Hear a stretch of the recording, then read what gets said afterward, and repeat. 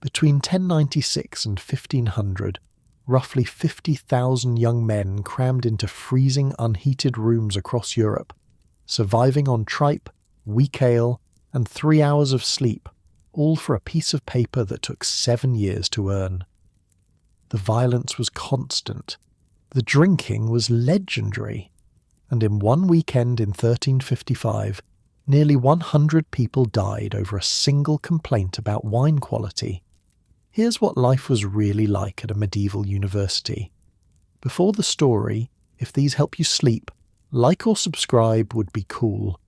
Also drop where you're listening from and the time. I check the comments and it's crazy seeing people from Australia and Norway on the same video. Okay, tonight it's medieval Oxford. But wait, are you comfortable? No, really, check. Pillows, blankets, the whole deal. Where we're going, you'll want to be settled, your eyes open to darkness. Not the comfortable darkness of your bedroom right now, with its familiar shapes and soft glow from whatever screen you forgot to turn off.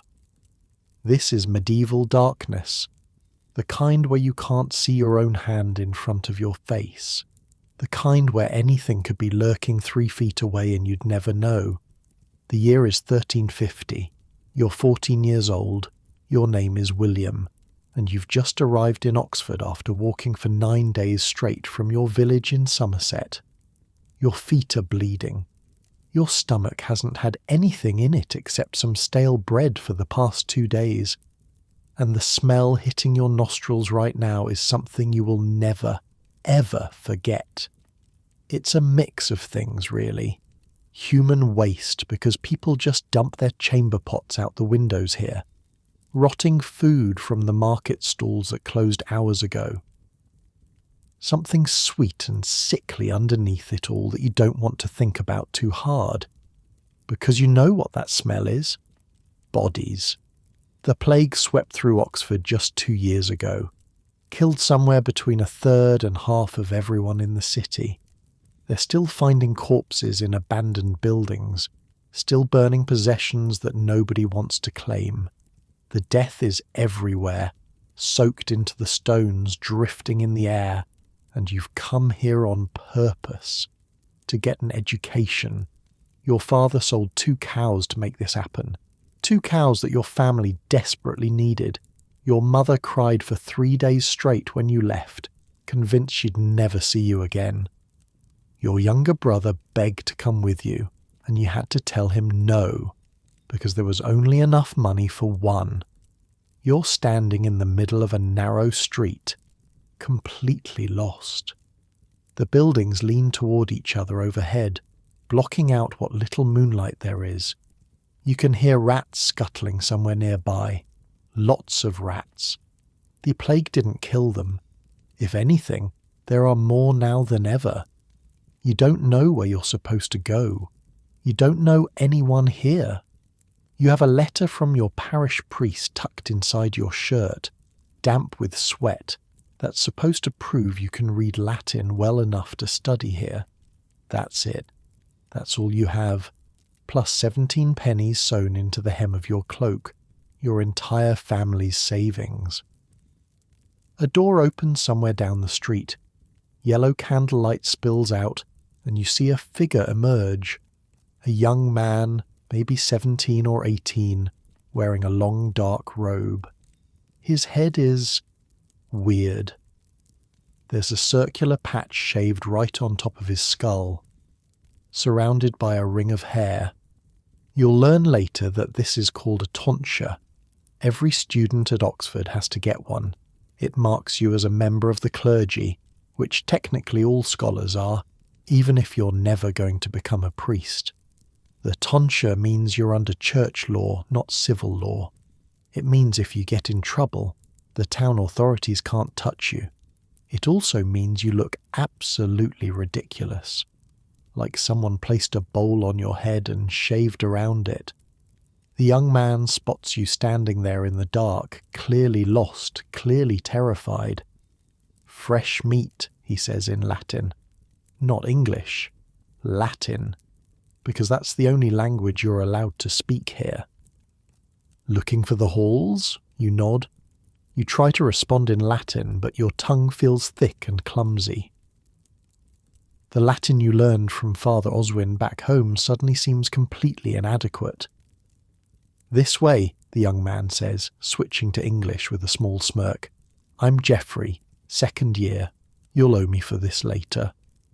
You follow him through the winding streets, past taverns that are still roaring with noise despite the late hour, past a group of students who are very clearly drunk, singing something obscene in Latin that you only half understand, past a dark alley where you hear what sounds like a fist fight in progress. Geoffrey doesn't even glance at the fighting. "Town and gown," he says casually. "Happens every night. Don't get involved. The townies hate us. We hate them. It's been that way since before the plague, and it'll be that way long after we're all dead." He leads you to a building that looks like it might collapse at any moment. 3 stories of timber and plaster, leaning dangerously to one side. A painted sign above the door shows a red lion, though the paint is peeling so badly it looks more like a red blob. "Red Lion Hall," Geoffrey announces. "Home sweet home." The warden's name is Master Blackwood. He's asleep right now, thank God, so we won't have to deal with him until morning. I'll show you to the dormitory. Inside, the building is somehow colder than it was outside. There are no fires allowed in student quarters. None. Even in the dead of winter.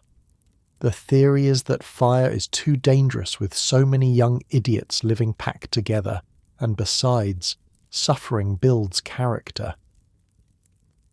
You'll spend the next 7 years suffering, all right. Geoffrey leads you up a narrow staircase that creaks with every step. The smell is different in here. Less death, more unwashed bodies, sweat and sour ale, and something that might be old cheese. The dormitory is a single long room with wooden partitions creating small sleeping areas. You can hear snoring from behind most of them. Geoffrey points to an empty space near the far end. "That belonged to Robert," he says, his voice dropping to something almost sad. "The plague. Anyway, it's yours now. You'll get a mattress tomorrow. For tonight, there's straw on the floor." You look at the space. Maybe 4 feet wide, 6 feet long. The floor is bare wood, dark with years of grime. The straw Geoffrey mentioned is a thin scattering, nothing like the thick bedding you had back home. Back home, where right now your mother is probably lying awake worrying about you, where your little brother is sleeping in the spot where you used to sleep, because your family only had 2 beds, and now there's room for him to stretch out. You spread your cloak on the straw and lower yourself down. The cold seeps through immediately. Your teeth start chattering. This is it. This is where you'll sleep for the next 7 years. This is the grand university education your father sold 2 cows to give you. You don't sleep much that first night. The other students snore and mutter, and occasionally cry out from nightmares. Somewhere in the building, there's a scratching sound that you desperately hope is mice and not rats. The cold settles into your bones like it's planning to stay permanently. When you finally drift off, it's into dreams of home. The bell wakes you, a church bell somewhere close, clanging with a violence that seems designed specifically to hurt. It's still dark outside. It feels like you only just closed your eyes. Every muscle in your body aches from sleeping on the floor. Your back has developed a cramp that makes you want to scream. Get up. Geoffrey is shaking your shoulder. First lecture starts at 5. Don't be late. Master Blackwood beats late-comers. 5 in the morning. 5? And this isn't a special occasion. This is every single day, for 7 years. You stumble out of your sleeping space and join the stream of exhausted students shuffling toward the stairs. everyone looks roughly as miserable as you feel. Red eyes, hunched shoulders, expressions of deep resentment toward whoever invented the concept of education. In the dim light of early dawn, you get your first real look at your fellow students. They're all male, of course. No women allowed. They range in age from boys who look even younger than you to men in their mid-20s who've been here for over a decade. Some of them have the tonsure. Others, like you, still have their full heads of hair. That'll change soon enough. The lecture hall is a stone building a few streets away. Stone, which means it's somehow even colder than your timber dormitory. Your breath fogs in the air as you find a spot on one of the long wooden benches. There are no desks, no paper. Paper is too expensive for students. Instead, you have a small wooden tablet coated with wax and a stylus to scratch notes into it. The notes can be scraped away and the wax reused over and over, because nothing here is allowed to be convenient. The master enters. He's old, ancient by medieval standards, maybe 45. He wears a black robe and a look of profound contempt for everyone in the room. He begins speaking in Latin. Fast Latin. The kind of Latin that makes the stuff you learned back home sound like baby talk. You understand maybe one word in 5. This is grammar. The first subject of the Trivium, the 3 basic disciplines every student has to master. Grammar, logic, rhetoric. 3 subjects that sound simple, but will consume the next 3 to 4 years of your life. And grammar doesn't mean what you think it means. It's not just learning how sentences work. It's the study of language itself, how words create meaning, how to read ancient text without making an idiot of yourself, how to express complex ideas in precise, elegant Latin. The master is discussing Donatus, a Roman grammarian who died about 1,000 years ago. His textbook is still the foundation of everything students learn here. You're reading words written by a man who lived when Rome still had emperors. Your head is pounding. Your stomach is growling. You haven't eaten anything since yesterday morning's stale bread. And you won't eat anything until 10 o'clock, because that's the rule. No food before 10. The lecture goes on, and on, and on. By the time the bell rings for the end of the first session, you've scratched a few barely legible notes into your wax tablet and developed a splitting headache. The other students are already rushing toward the door, heading for the dining hall. Food, finally. But when you get there, when you see what's being served, your heart sinks a little more. Tripe. It's tripe. Cow stomach, boiled into a greyish mass that smells faintly of farm and strongly of regret. This is what poor students eat, the ones whose fathers sold 2 cows to send them here. At the other end of the hall you can see the wealthy students, the sons of knights and merchants. They're eating something that looks like actual food. Pies, meat pies, with steam rising from them, golden crust flaking as they cut into them. There's roasted fowl, cheese, fresh bread instead of the hard 3-day-old stuff that's being handed to you. You eat your tripe. It's exactly as bad as it looks, but you're hungry enough that you don't care. After breakfast, it's more lectures. Different master, same freezing room, same incomprehensible flood of Latin. This one is about logic, the art of thinking clearly, constructing arguments, identifying when someone is trying to trick you with bad reasoning. You'll need this skill, because in a few years, your entire academic career will depend on your ability to argue, publicly, in front of everyone, in Latin. It's called disputation, the heart of medieval education. A student proposes a thesis. Other students attack it. The original student has to defend his position against all comers. If you can't argue, you can't graduate. If you can't graduate, those 2 cows died for nothing, but that's years away. Right now, you're just trying to stay awake. The afternoon brings another lecture. Rhetoric this time. The art of persuasion. How to make people believe what you're saying, even if what you're saying is complete nonsense. A useful skill, your master notes dryly, for anyone planning a career in the church or government. By 5 in the evening, when the lectures finally end, you're so exhausted you can barely see straight. Your brain feels like it's been beaten with a hammer.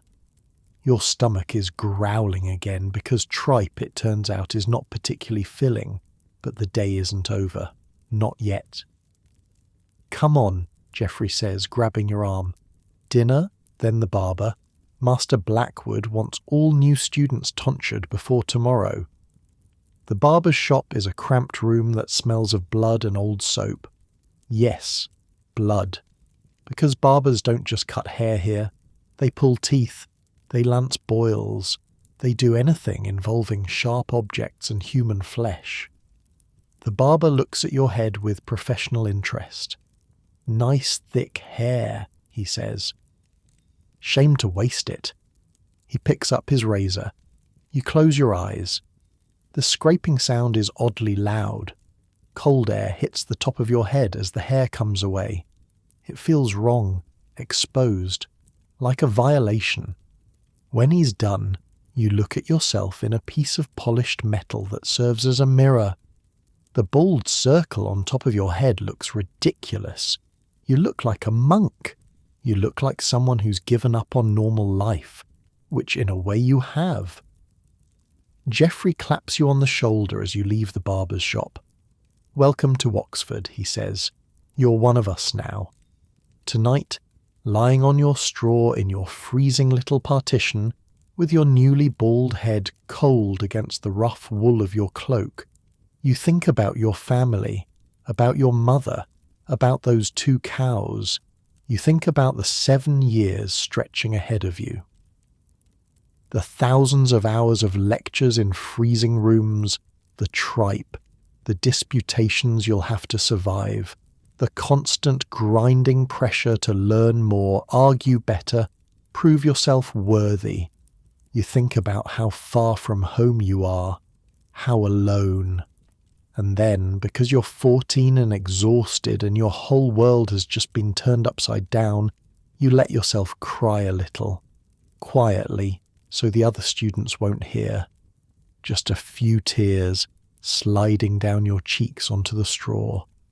Tomorrow you'll be stronger. Tomorrow you'll start learning. Tomorrow you'll take the first steps toward becoming the person your father believes you can be. But tonight, in the darkness, you're just a scared kid a long way from home. The church bell will ring again in a few hours. 5 in the morning comes early. You close your eyes and try to sleep. The second day is worse than the first, not because anything especially terrible happens, just because now you know. Now you understand that yesterday wasn't some kind of horrible introduction period. Yesterday was just life.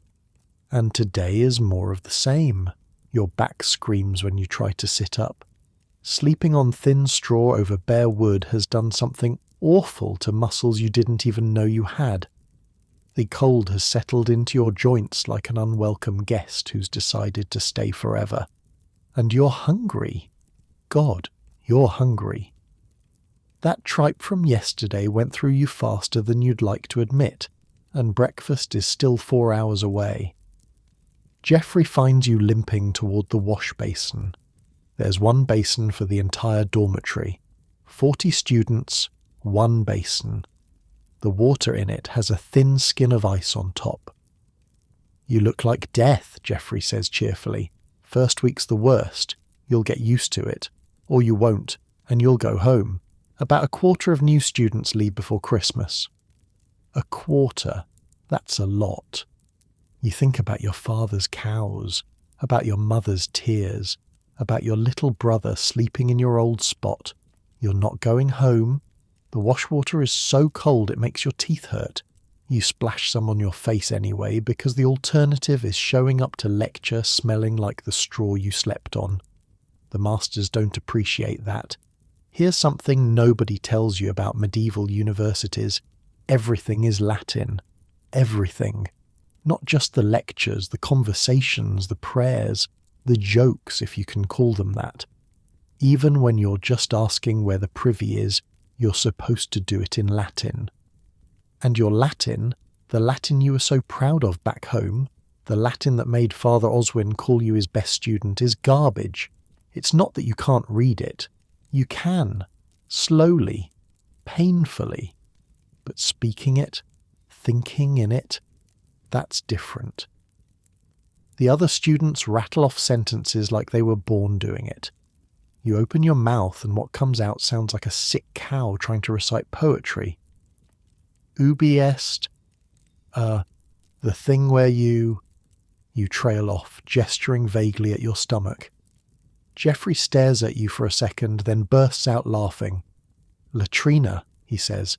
The word is latrina, and it's behind the hall, against the wall. Don't fall in. Someone did that last month. You don't ask how someone falls into a latrine.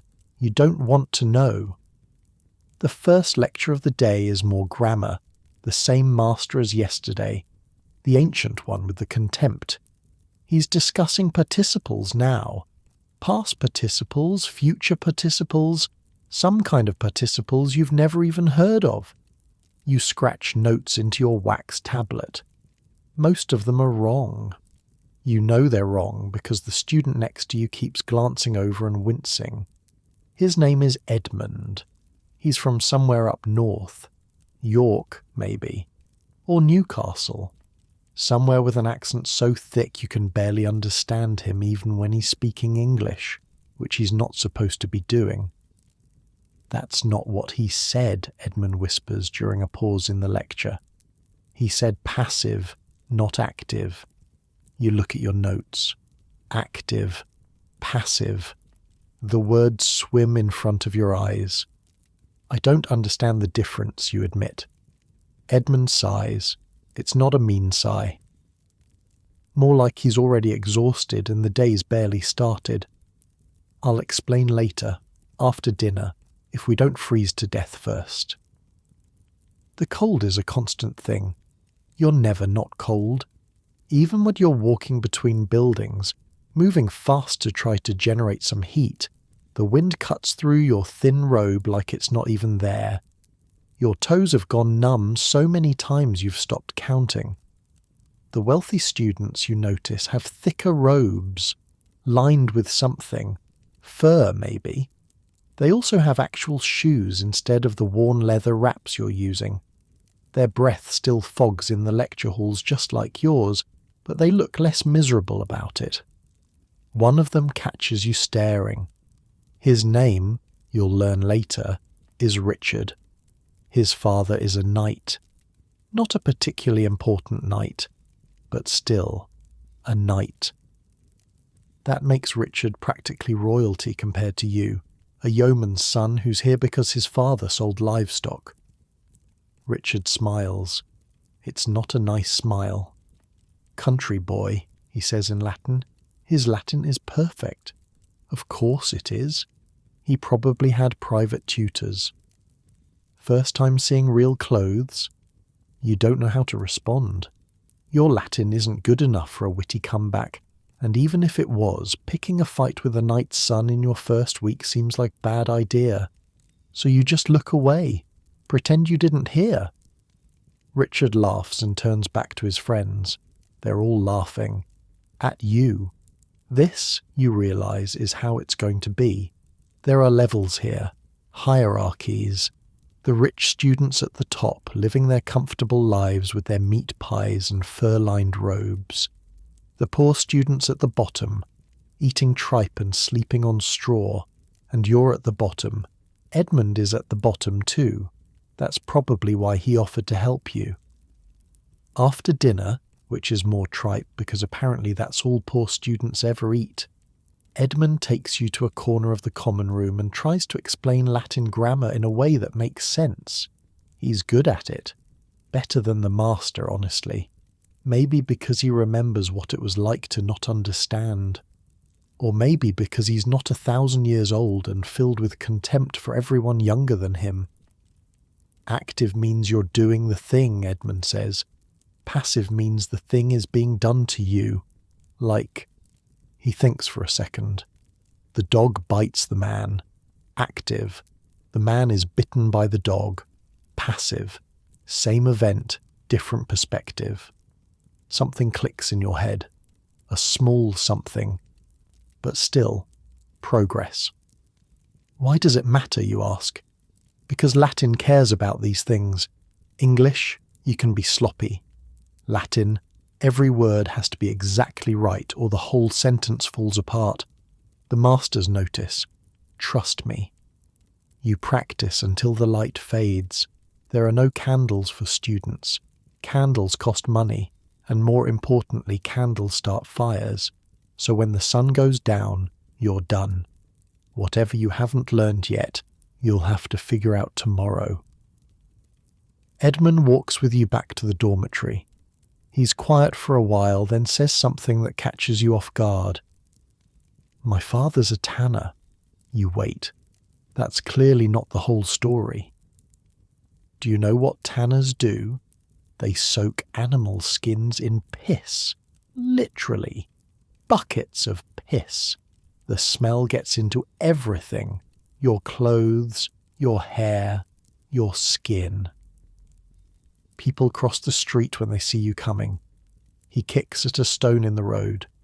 When I was 10, my father told me I had a choice. I could spend my life elbow deep in piss, or I could learn to read.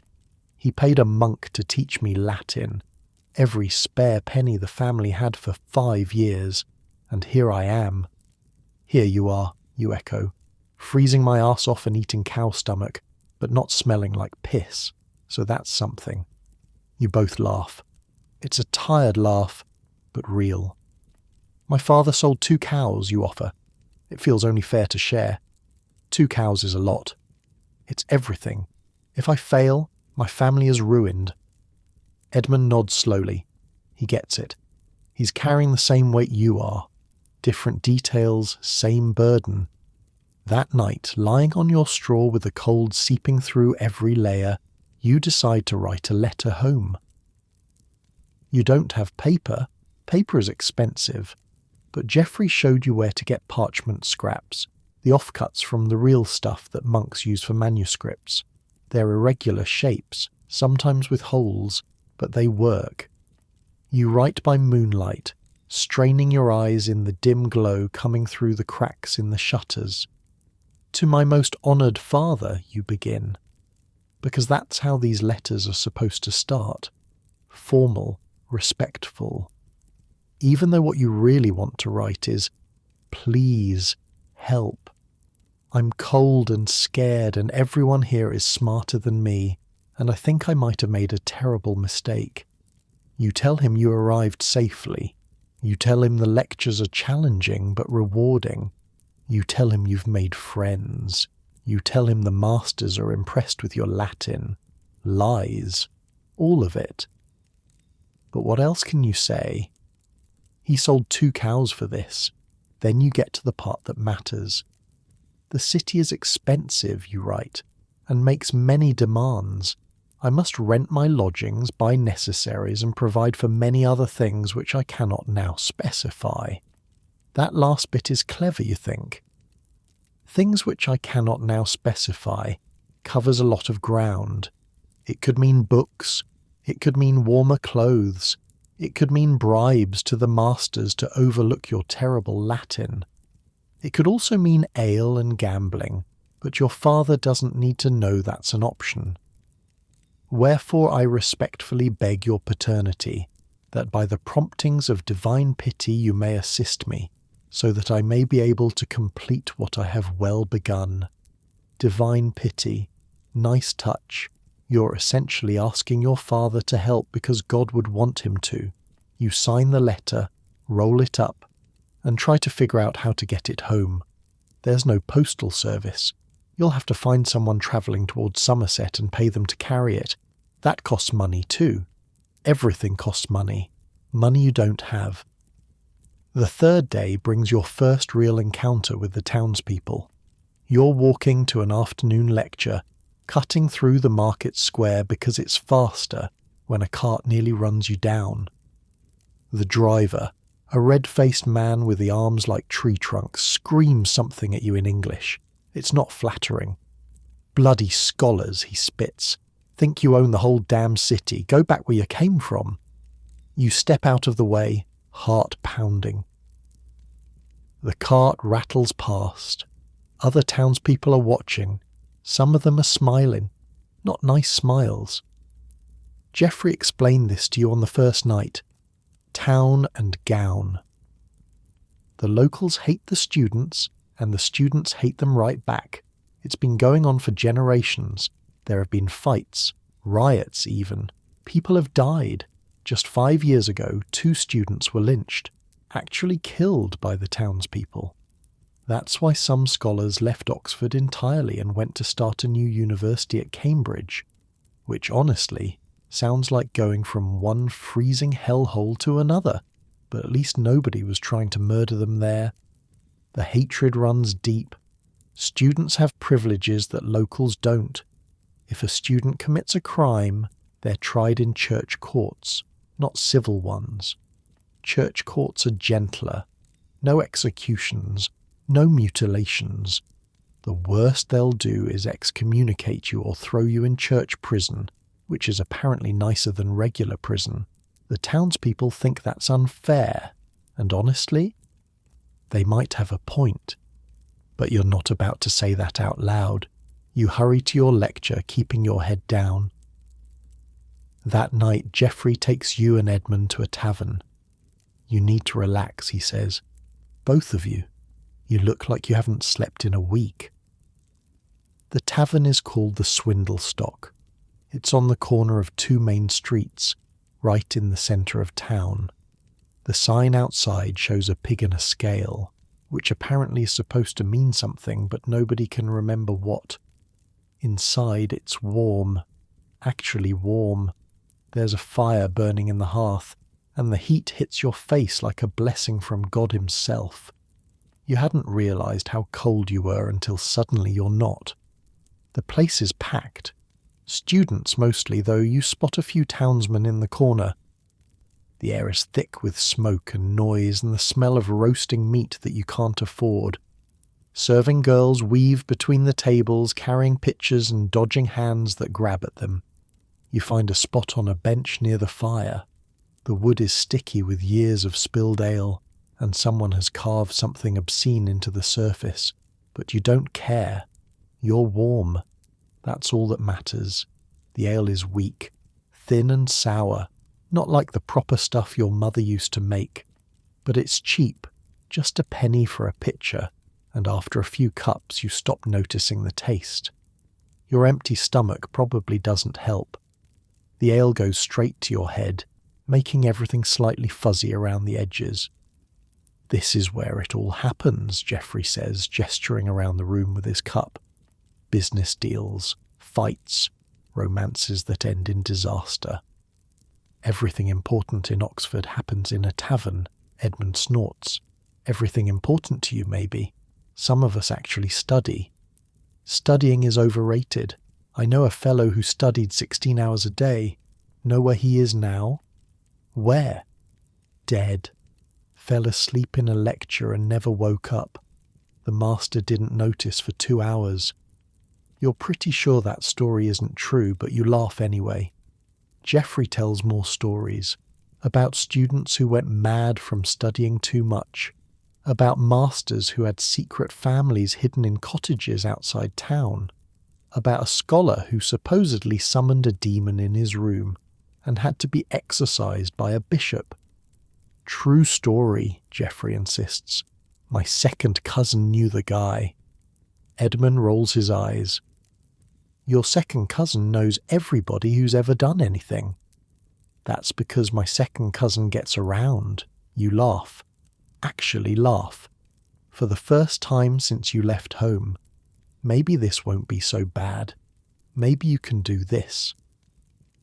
At the next table, a group of townsmen are drinking. They're loud, getting louder. One of them keeps looking over at your group with an expression that says he's thinking about starting something. Geoffrey notices. His whole body tenses just slightly. His hand moves toward his belt where you know he keeps a small knife.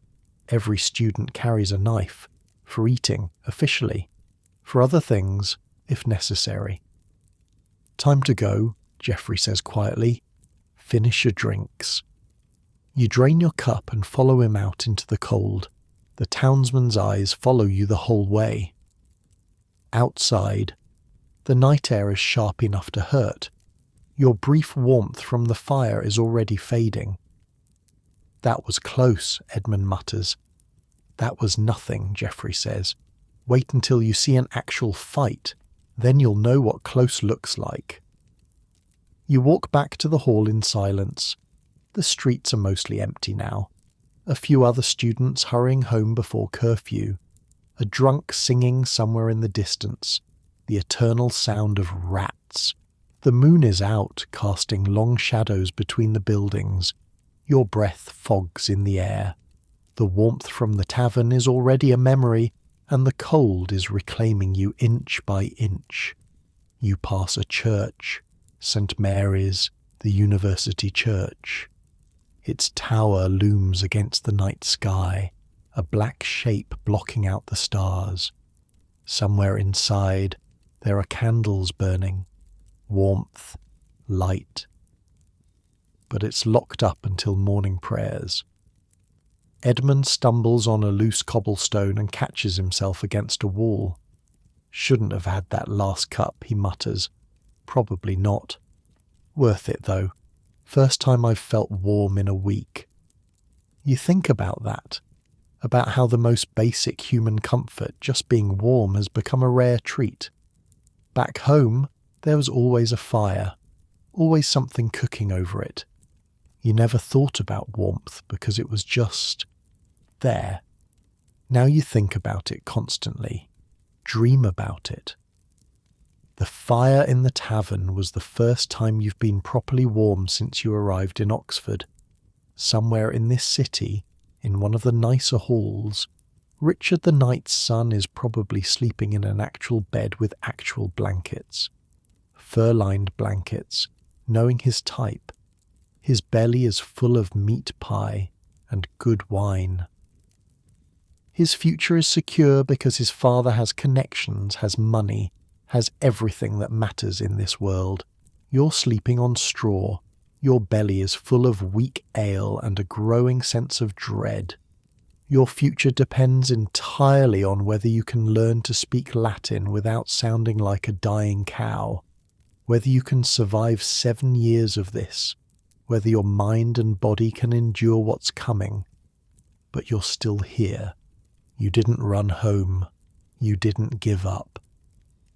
The hall appears out of the darkness, its crooked shape somehow comforting now.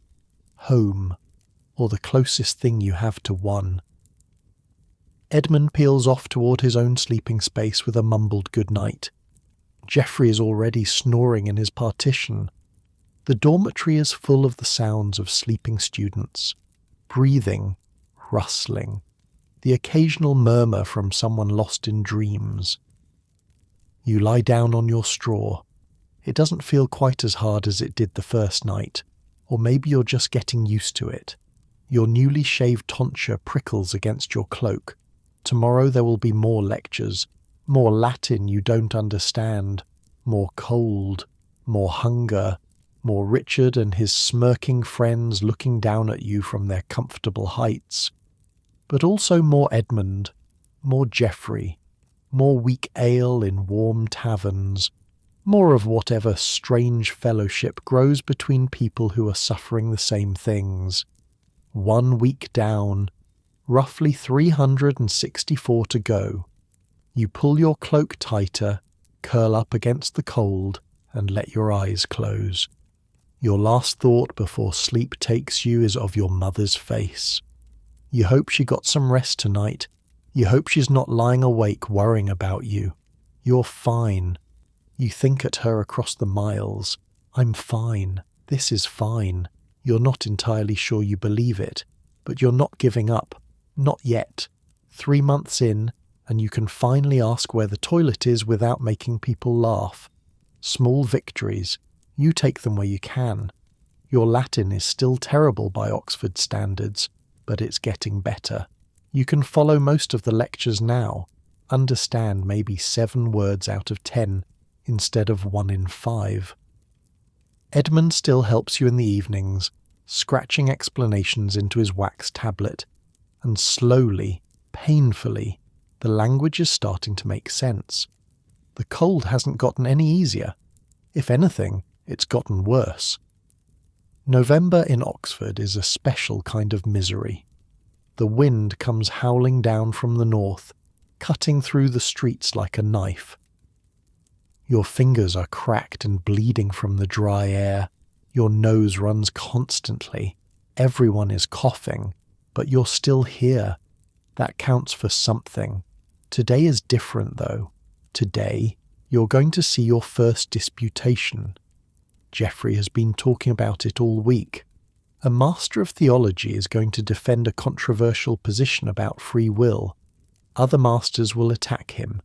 Students are encouraged to attend, partly because it is educational, and partly because it's the closest thing to entertainment Oxford has to offer. It's like a fight, Geoffrey explains as you walk toward the Great Hall, but with words instead of fists. And if you lose, you don't bleed. You just look like an idiot in front of everyone you know. That sounds worse than bleeding. Exactly. That's why it's fun to watch. The hall is packed. Students are crammed onto benches, standing against walls, even sitting on the floor near the front. Masters in their black robes occupy special seats, looking severe and important. The noise is incredible. Everyone's talking at once, placing bets, arguing about what's going to happen. Yes, bets. Students bet on disputations like they bet on everything else. Who will win? How long it will last? Whether anyone will get so angry they storm out. Edmund finds you a spot near a pillar where you can see but also lean against something. Your back still aches from the sleeping situation, and standing for hours isn't going to help. The disputation begins. The defending master, a thin man with a nose like a bird's beak, stands at a podium and announces his thesis. Something about divine grace and human choice. You don't fully understand it, but the basic idea seems to be that humans have some ability to choose their own path, even though God already knows what's going to happen. The hall goes quiet. Even the gamblers stop whispering. This is what everyone came for. An attacking master rises. He's younger, fiercer, with the look of someone who's been waiting for this moment his whole life. His robes are newer than the others, his tonsure freshly shaved, a man with something to prove.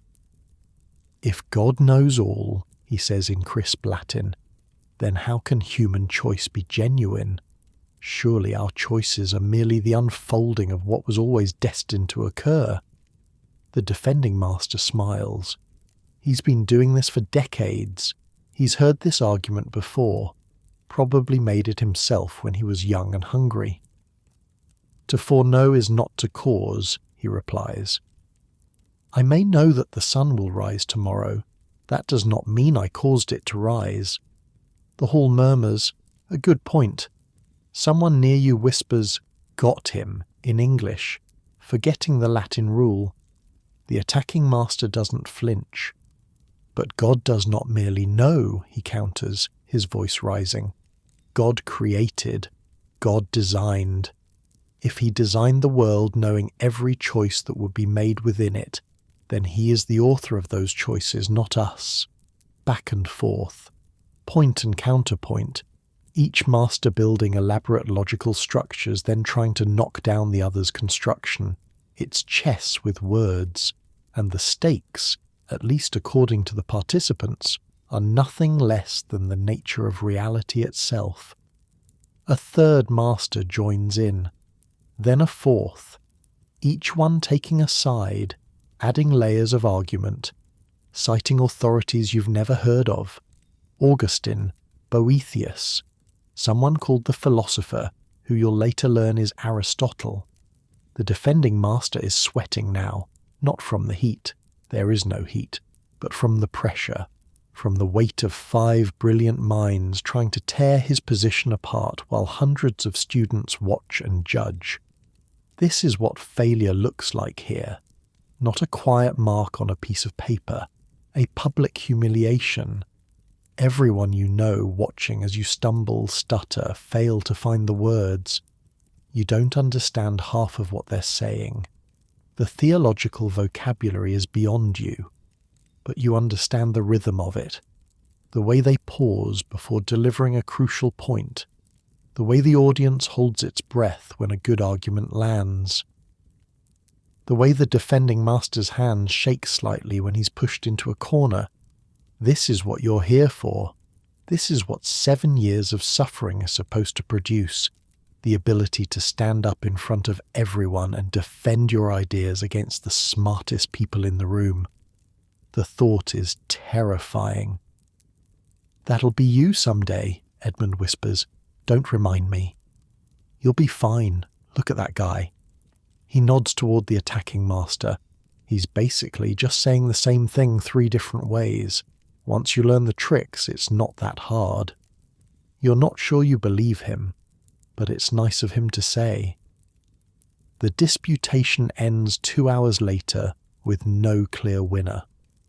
That's how these things usually go, apparently. Both sides claim victory. The audience argues about it for weeks. Nothing is actually resolved, but everyone feels very intellectual. Walking back to the hall, you notice something you've been noticing more and more lately. Empty buildings. Oxford is full of them now. Houses with no one living inside. Shops with their shutters permanently closed. Entire streets that feel abandoned. The plague did this. Killed so many people that there's no one left to fill the spaces they left behind. You pass what used to be a bakery. The sign is still there, faded and peeling. A painted loaf of bread that nobody will ever buy again. Through the grimy window you can see shapes inside. Furniture maybe. Personal belongings. Everything left exactly as it was the day the baker died. "They say there are bodies still in some of them," Geoffrey says quietly. "Nobody wants to go in. Bad luck, bad smells. So they just stay there." "For how long?" "Until someone works up the nerve, I guess. Or until the buildings fall down. You think about the person who baked bread here, who woke up every morning before dawn to start the ovens, who sold loaves to the students and townspeople, who probably never imagined that their shop would become a tomb. 2 years ago. That's all it was. 2 years since the plague swept through, and already it feels like ancient history. Life has moved on. The survivors are busy surviving. The dead are just empty spaces where people used to be. Your hall lost 3 students to the plague, according to Geoffrey. Before your time. Their sleeping spaces were empty for months before new students came to fill them. Sometimes, late at night, you wonder if you're sleeping where a dead man used to sleep. If his ghost is hovering somewhere nearby, annoyed that some country boy is using his straw, you try not to think about it too much. A few weeks later, a letter arrives. It's from your father. You recognize his handwriting, the careful, deliberate strokes of a man who learned to write late in life and never got comfortable with it. Your heart races as you break the seal. "My son," it begins, "we received your letter with great joy and relief. To know you arrived safely is worth more than any cows." You smile at that. He's making a joke. Your father doesn't make jokes often. He writes about home, the weather, the crops, your brother's progress in learning to read, your mother's health, which is good, thank God. Normal things, comfortable things. Then he gets to the money. We're sending what we can spare with the bearer of this letter. It is not much. The winter has been hard, and there will be nothing more until spring at the earliest. Use it wisely. We are proud of you. Enclosed is a small pouch. You count the coins inside. 8 pennies. 8 pennies to last you until spring. That's maybe 3 months. And you need parchment. You need to replace the shoes that are falling apart. You need to pay your share of the hall fees, which are due next month. You need candles if you want to study after dark, and you need food when the hall's tripe becomes too disgusting to stomach. 8 pennies won't cover half of that. You sit with the letter for a long time, reading it over and over. The pride in your father's words, the love in your mother's brief postscript. Just 3 lines about how she prays for you every night and how your brother is growing tall and asks about you constantly. The terrible inadequacy of 8 pennies. They're doing their best. You know that. The cows were everything they had, and now they're scraping together what little remains to send to you. Your father probably skipped meals to save these coins. Your mother probably sold something she didn't want to sell. If you asked for more, they would find a way to send it. They would starve themselves if necessary. You can't ask for more. You read the letter one more time, then fold it carefully and tuck it inside your robe, close to your chest. You'll read it again tonight, and tomorrow, whenever you need to remember why you're doing this, which means you need to find another way to survive. Edmund has the same problem. His father's tannery isn't producing as much as it used to. Something about the plague reducing demand for leather. Fewer people means fewer shoes, fewer saddles, fewer everything. The economy's broken in ways nobody quite understands yet. I'm thinking about copying manuscripts, Edmund says one evening, huddled near the common room's cold fireplace. The monasteries pay for that. If you can write a clean hand, they'll give you a few pennies per page. Can you write a clean hand? He holds up his fingers, ink-stained, calloused from the stylus, steady. Clean enough. You look at your own hands, rougher, more used to farm work than fine writing. I'll practice, you say. December brings Christmas. Sort of. The university technically closes for the holiday, but that doesn't mean much for students who have nowhere else to go. Your family's too far away to visit. Edmund's is in the wrong direction. Geoffrey just shrugs and says he's not welcome at home anyway, without explaining why. So you stay, all 3 of you, plus maybe a dozen others who couldn't or wouldn't leave. The hall feels emptier than usual, quieter. The wealthy students have gone, of course. Richard and his fur-lined friends are probably at their family estates right now, eating venison and drinking spiced wine. The masters have retreated to their comfortable quarters. Even most of the servants have been given leave. What remains is the core of us, the ones with nowhere else to go. The few servants who remained put together a special meal, actual meat, some kind of bird roasted on a spit. Not enough for everyone to have a full portion, but enough for everyone to have something. There's bread too, soft for once instead of stale, and cheese. Real cheese, not the hard rind they usually give students. You eat slowly, savouring every bite. This is the first proper meat you've had since you arrived. The first time your stomach has actually felt full. The first time eating has been a pleasure rather than just a survival task. The taste is almost too much. Your mouth has forgotten what good food is like. The juices run down your chin and you don't even care because who's watching? Just Edmund and Geoffrey and a handful of other ragged students, all of them too busy eating to judge. "Merry Christmas," Edmund says, raising his cup of ale. His eyes are slightly wet. Maybe from the smoke, maybe not. "Merry Christmas," you and Geoffrey echo. Outside, snow is falling, thick white flakes drifting past the window, covering everything in silence. The streets are empty except for the occasional figure hurrying toward church. Bells are ringing from every direction, the sound softened by the snow until it feels like it's coming from somewhere far away, somewhere holy. You think about your family. Your mother is probably at church right now praying. Your father standing beside her, uncomfortable in his feast day clothes, thinking about work he should be doing. Your brother fidgeting, counting the minutes until he can go home and eat. Do they have enough to eat this year? With 2 cows gone and 8 pennies sent to you? You push the thought away. It's Christmas. You're not allowed to be sad on Christmas. Somewhere, in warm halls and manor houses, Richard the Knight's son is probably eating a feast that would make this modest bird look like peasant scraps.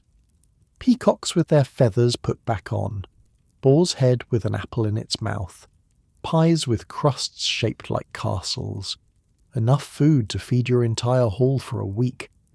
But right now, in this moment, you don't care. You have food, you have friends, you have a fire in the common room, a rare concession from the warden for the holiday. The flames are small but real, crackling and popping, throwing dancing shadows on the walls. You're not alone. That's more than a lot of people have. After dinner, Geoffrey produces a pair of dice from somewhere inside his robe. "Anyone feeling lucky?" Edmund groans. "You know gambling is forbidden." "Lots of things are forbidden. That's never stopped anyone." "You don't have money to gamble."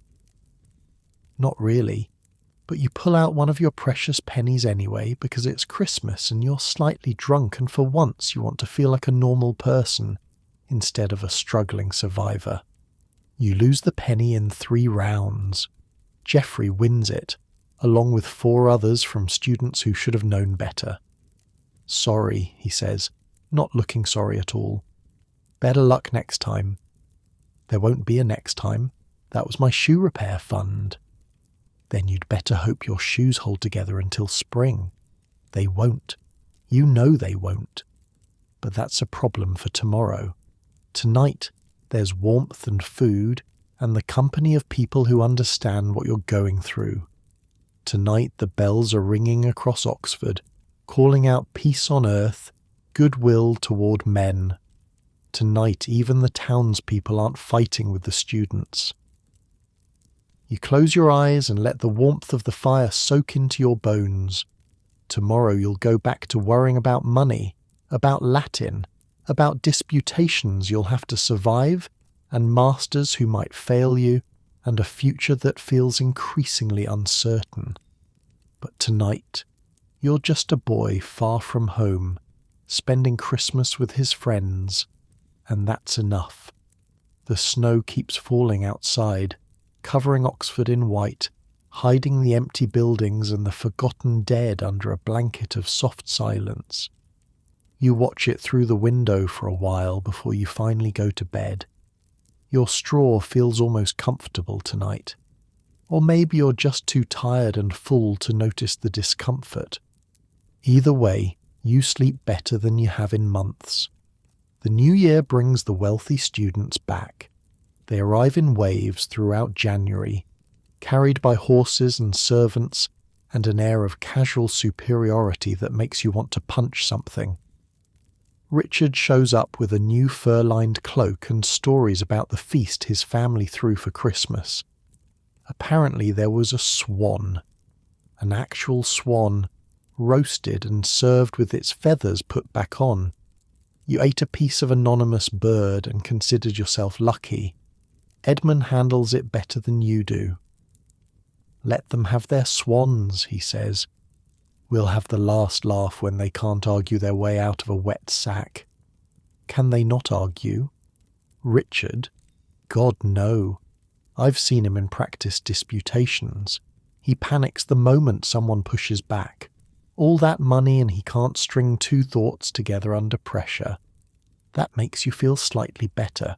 February is brutal. The snow from Christmas has turned to ice, then to slush, then to a kind of freezing mud that gets into everything. Your shoes finally give up completely.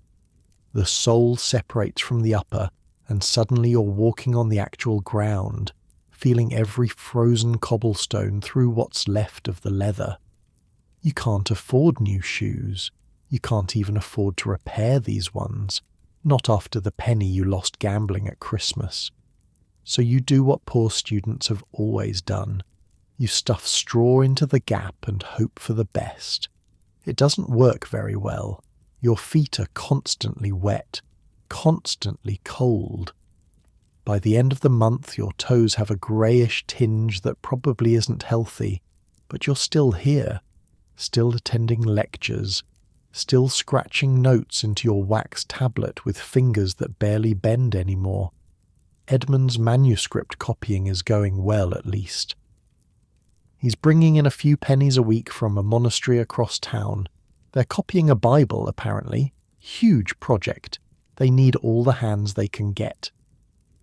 You should try, he says one evening, showing you his latest work.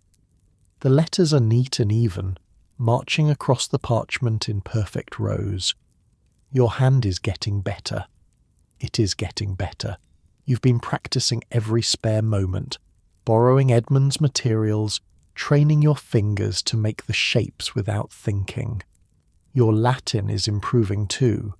You understood almost everything in today's lecture, answered a question correctly in front of the whole class.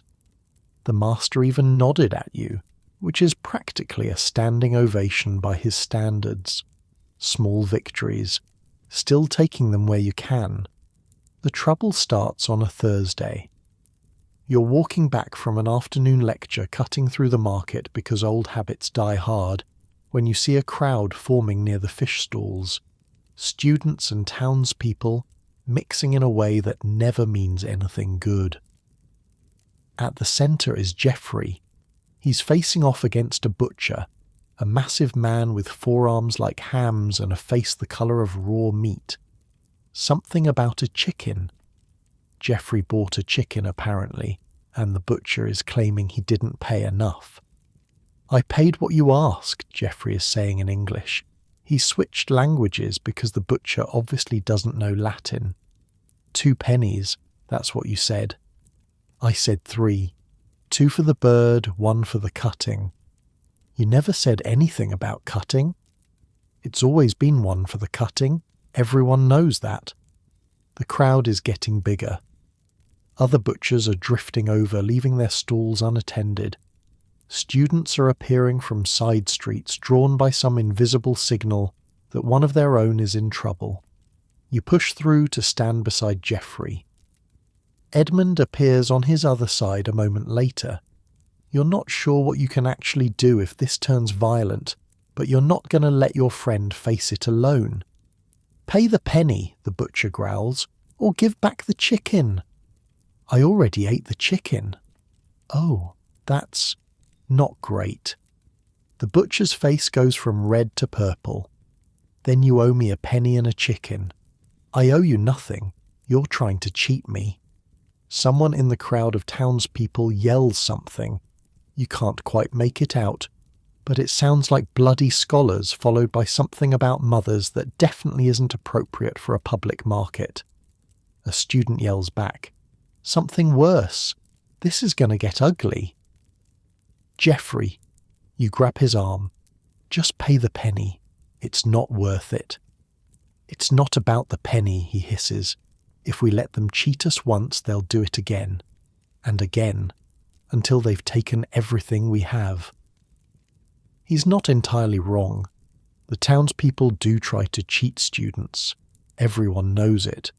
They overcharge for everything, knowing that most scholars are far from home and don't know the local prices. It's a constant, grinding exploitation that adds up over time. But right now, in this moment, with that butcher looking like he's about to explode, principles seem less important than survival. Pay him, Edmund says quietly. We'll figure it out later. Geoffrey hesitates. The crowd is pressing closer. You can feel the heat of bodies, the tension in the air. Someone is going to throw a punch any second now, and once that happens, it's not going to stop. Then a new voice cuts through the noise. What's all this then? Everyone turns. A man in church robes is pushing through the crowd. The university proctor, the official responsible for keeping students in line and protecting them from exactly this kind of situation. This scholar owes me money, the butcher says, pointing at Geoffrey. A penny and a chicken. I paid what he asked, Geoffrey counters. He's trying to add charges after the fact. The proctor looks at both of them. He's a tired man, you realise. Grey at the temples, lines around his eyes. He's probably dealt with 100 situations exactly like this one. Did anyone witness the original transaction? Silence. Of course no one did. That's how these things work. The proctor sighs. Scholar, pay the man his penny. Butcher, forget about the chicken. This is finished. Geoffrey opens his mouth to protest, but the proctor's look stops him cold. This isn't a negotiation. It's a judgment. And in disputes between students and townspeople, the proctor's word is final.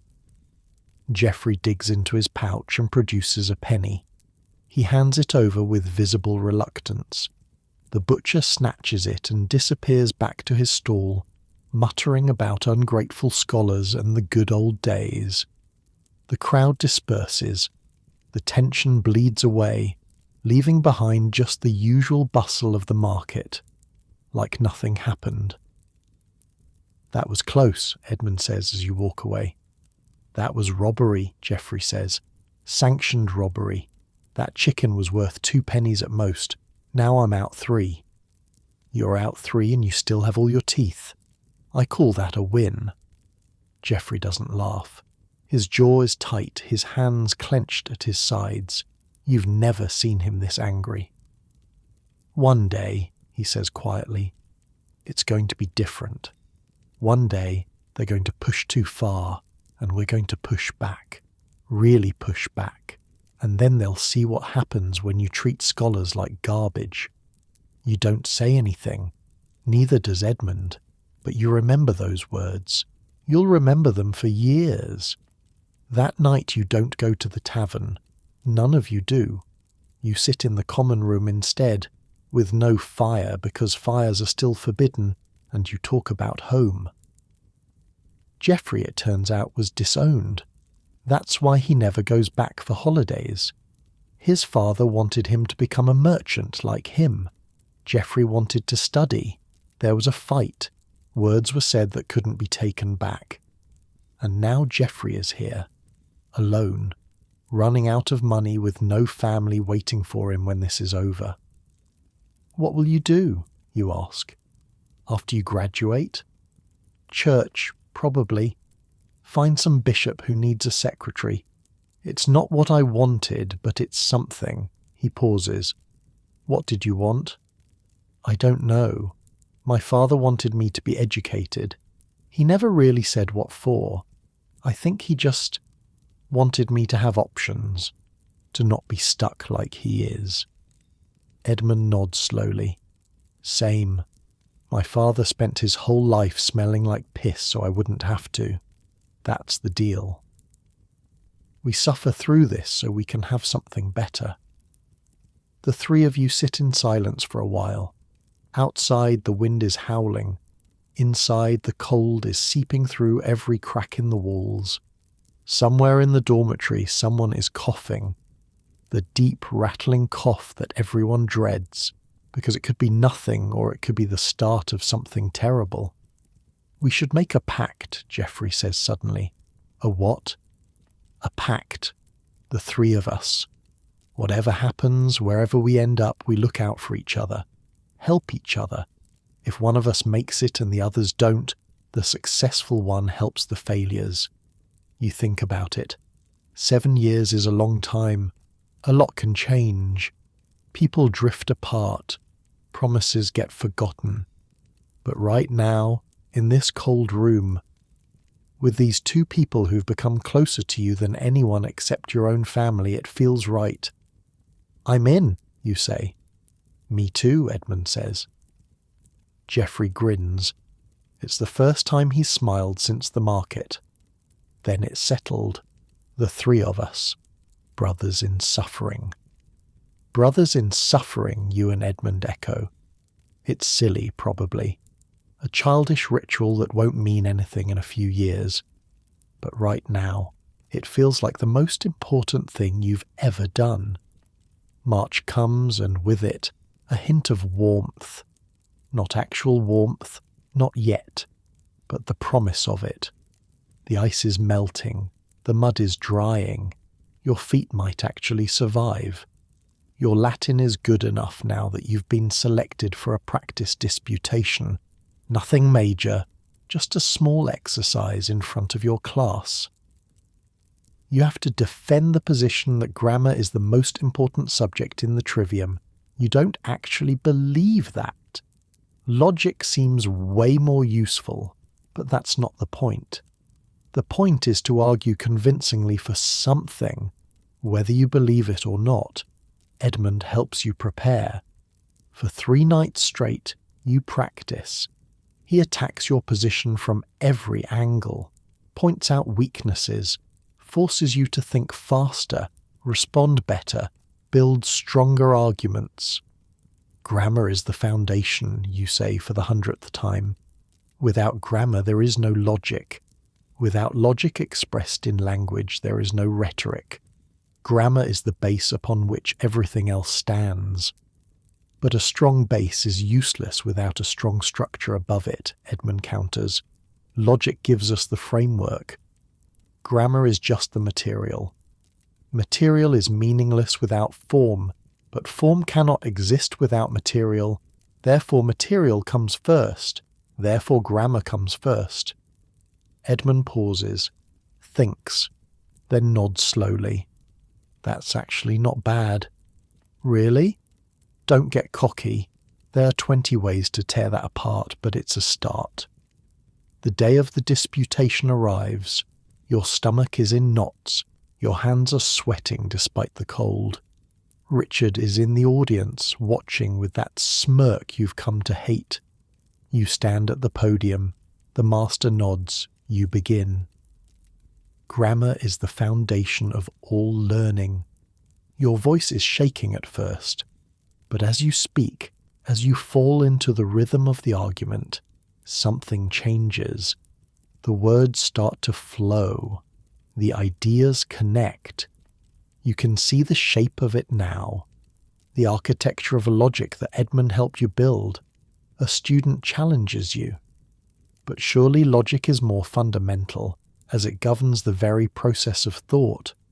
You're ready for this one. Thought without expression is meaningless. A perfect logical argument that cannot be communicated serves no purpose. Grammar gives thought its voice. Without that voice, logic remains silent and useless. The master nods. Not enthusiasm, but acknowledgement. You didn't embarrass yourself. Richard's smirk has faded. Just a little. Just enough to notice.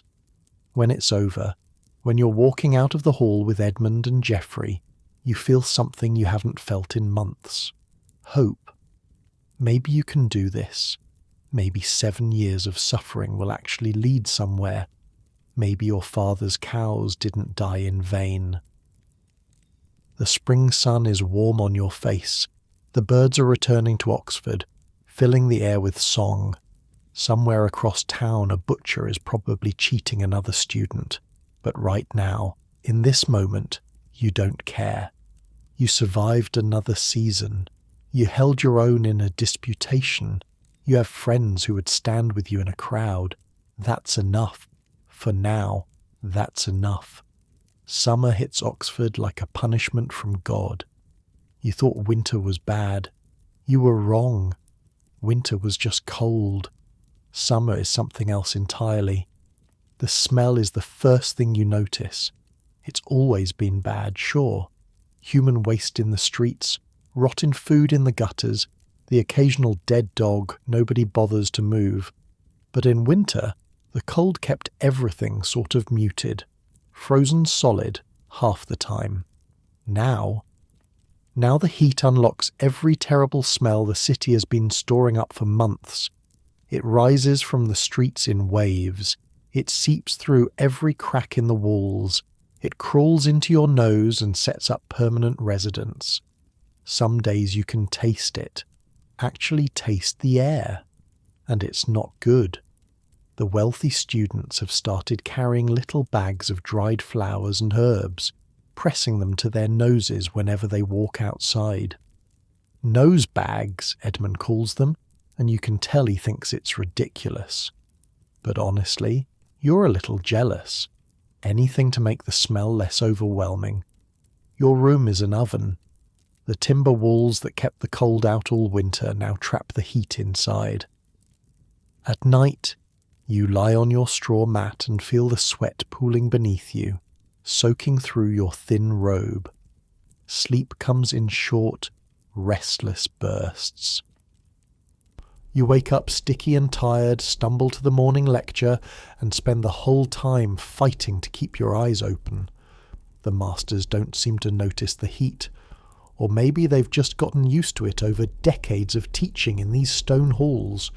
They drone on about grammar and logic and rhetoric while sweat drips down your back and flies buzz around your head. But there's good news too. You've started copying manuscripts. It happened almost by accident. Edmund introduced you to a monk from the nearby monastery, Brother Benedict, who oversees their copying projects. Edmund had been working for him since February, making decent money, and he finally convinced the monk to give you a chance. "Your handwriting is terrible," Brother Benedict said when he first looked at your sample, "but it's readable. And we're behind on our schedule. Not exactly a ringing endorsement, but you'll take it. The work is simple in concept and brutal in execution. You sit at a slanted desk, angled up at maybe 45 degrees, with the original manuscript propped above you on a little stand. You copy what you see, letter by letter, word by word, line by line. Your quill scratches across the parchment. Your back screams, your eyes blur, and you do this for hours, 6, 7, 8 hours a day when lectures aren't in session. The pay is 2 pennies per page of clean copy. Sounds decent until you realise that a clean page takes you most of a day, more if you make mistakes, which you do. Constantly. One wrong letter, and you have to scrape it off with a knife, taking care not to tear through the parchment entirely. Then you write over the scrape spot, which never looks quite as good as the rest of the page. Brother Benedict inspects every page. He has this way of squinting at your work, mouth pressed into a thin line that makes your stomach clench. If the page isn't good enough, you don't get paid. You've lost 3 pages already this month. But when it works, when you finish a clean page and he nods and hands you 2 pennies, it feels like victory. Real, tangible progress. Money you earned with your own hands and your own skills. "You're getting better," Edmund says one evening looking over your latest work. "See? The letters are more even now, more consistent." You look at the page. He's right, actually. 3 months ago, your writing looked like a drunk spider had fallen into an inkwell and crawled across the parchment. Now it looks like actual words written by an actual person. Still not as good as yours, you say. I've been doing this for 5 years. Give it time. The money helps. God, does it help. You've repaired your shoes finally. Bought actual food a few times instead of surviving on tripe and weak ale. Even sent some money home to your family, along with a letter telling them you're doing well. Whether that's true or not is debatable, but you're alive, you're learning, you're earning. That has to count for something. It's late June when Edmund gets sick. At first, you think it's just the heat. Everyone's struggling with the heat. Edmund looks a little pale at breakfast, picks at his food, says his stomach hurts. You tell him to drink more water, stay out of the sun. By afternoon he can't stand up. You find him in the dormitory, curled on his straw mat, shaking. His face has gone from pale to greenish grey. There's sweat pouring off him despite the fact that he's shivering like it's December. "I'm fine," he says through chattering teeth. "Just need to rest." He's not fine. You've seen this before, back home. A neighbour's son got sick like this one summer. Stomach cramps, fever, the constant rushing to the privy because his body was trying to expel everything he'd ever eaten. The neighbour's son died 3 days later. "We need to get you help," you say. "Can't afford it." "Edmund, we can't." He's right, of course. Physicians cost money. Real money. More money than either of you has. The university has a few doctors attached to it, but they mostly tend to masters and wealthy students. Poor scholars get prayers and good wishes. But you can't just watch your friend die. Geoffrey helps you carry Edmund to the infirmary anyway. It's a small building near the church, staffed by monks who have some training in medicine. They won't turn students away, even poor ones. They'll just ask for payment later when you can afford it.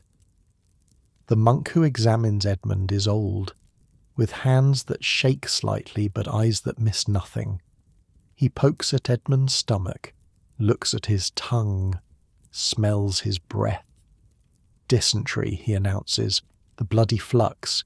He needs rest, clean water, and prayers." "Will he live?" The monk shrugs. "That's in God's hands." Not exactly reassuring. They keep Edmund in the infirmary for a week. You and Geoffrey take turns visiting, sitting by his bed, trying to keep his spirits up. He's too weak to talk much at first, just lies there with his eyes closed, barely conscious.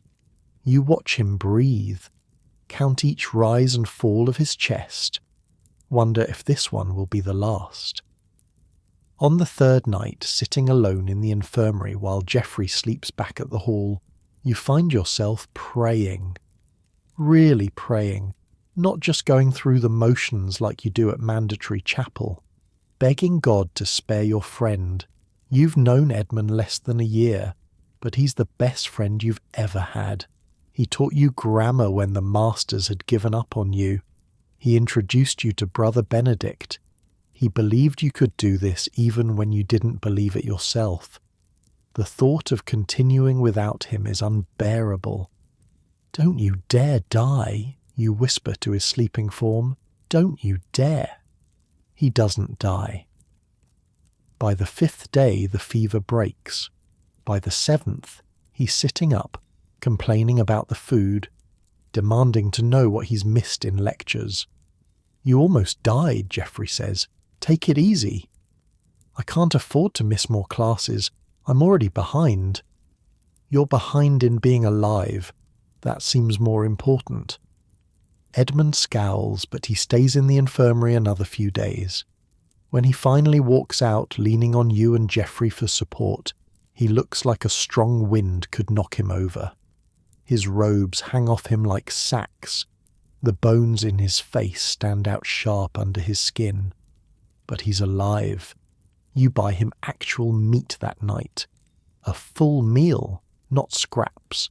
It cost you 4 pennies, a full 2 days of copying work, and you don't care at all.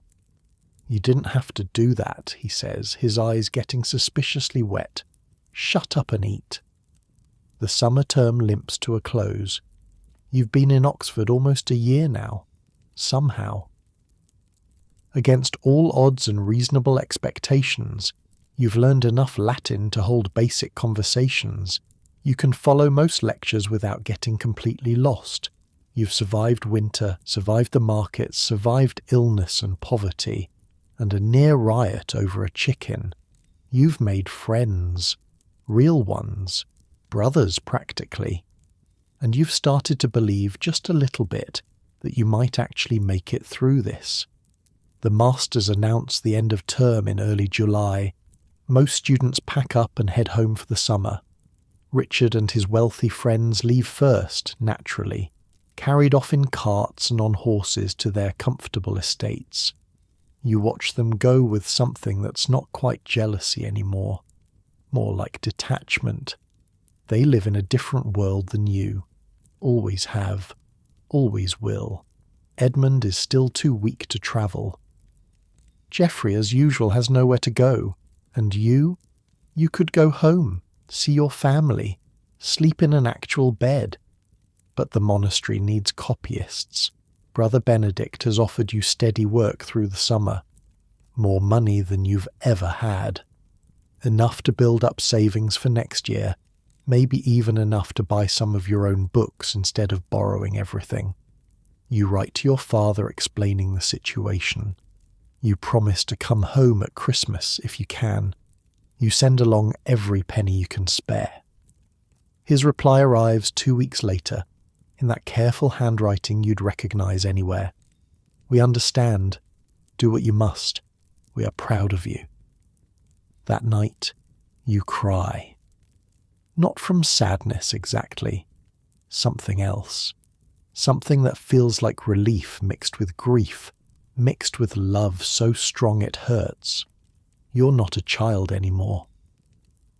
You're not even really a student anymore, not in the way you were when you arrived. You're something in between, someone who's starting to figure out how the world works and how to survive in it. The summer stretches out in front of you, long and hot and full of work. You wake at dawn, copy manuscripts until noon, attend whatever lectures are still running in the abbreviated summer term, copy more manuscripts until dinner, study grammar by candlelight, sleep, repeat. It sounds monotonous. It kind of is. But there's a rhythm to it that feels almost peaceful. You know what each day will bring. You know what's expected of you, and you're meeting those expectations. Edmund gets stronger. By August, he's back to copying manuscripts alongside you, though he tires easily and has to take frequent breaks. Geoffrey picks up work too, though his handwriting is terrible, and Brother Benedict won't let him touch anything important. The three of you work side by side in the monastery scriptorium. The light filters in through narrow windows. The scratch of quills on parchment fills the silence.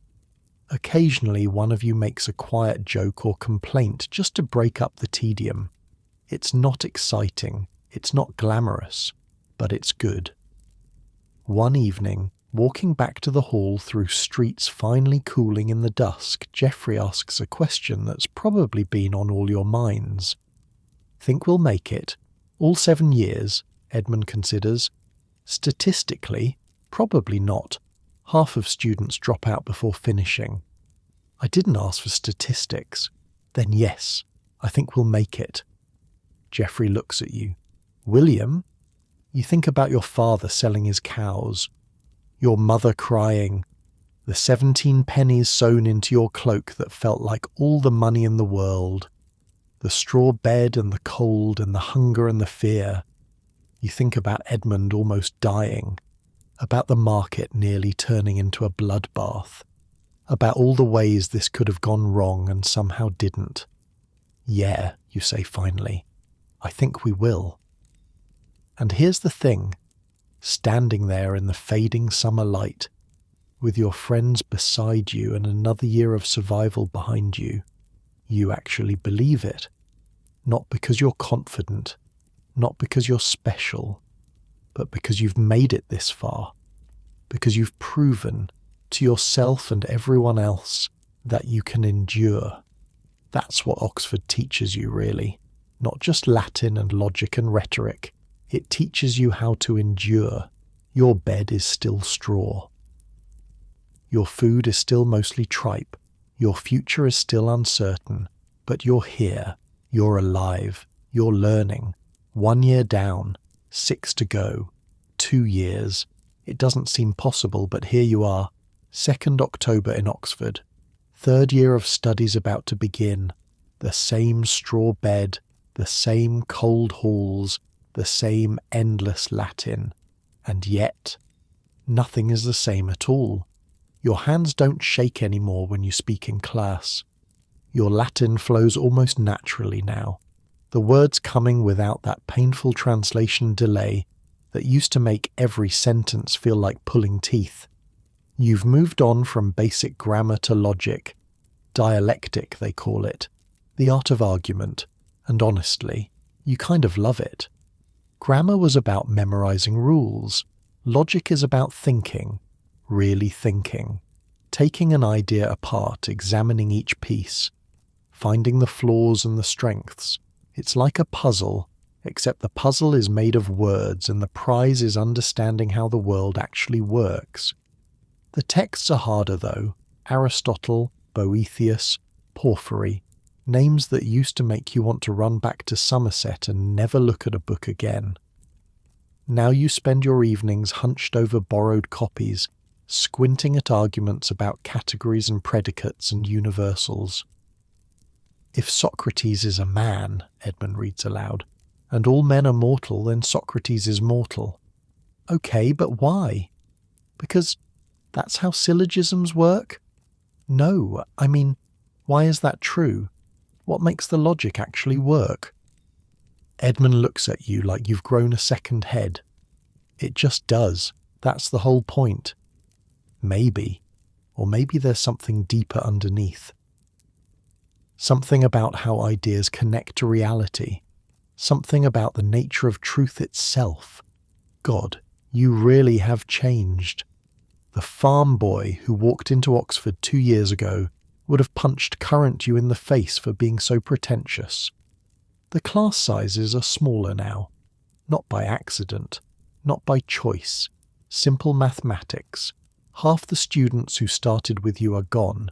Some left because they ran out of money. That's the most common reason.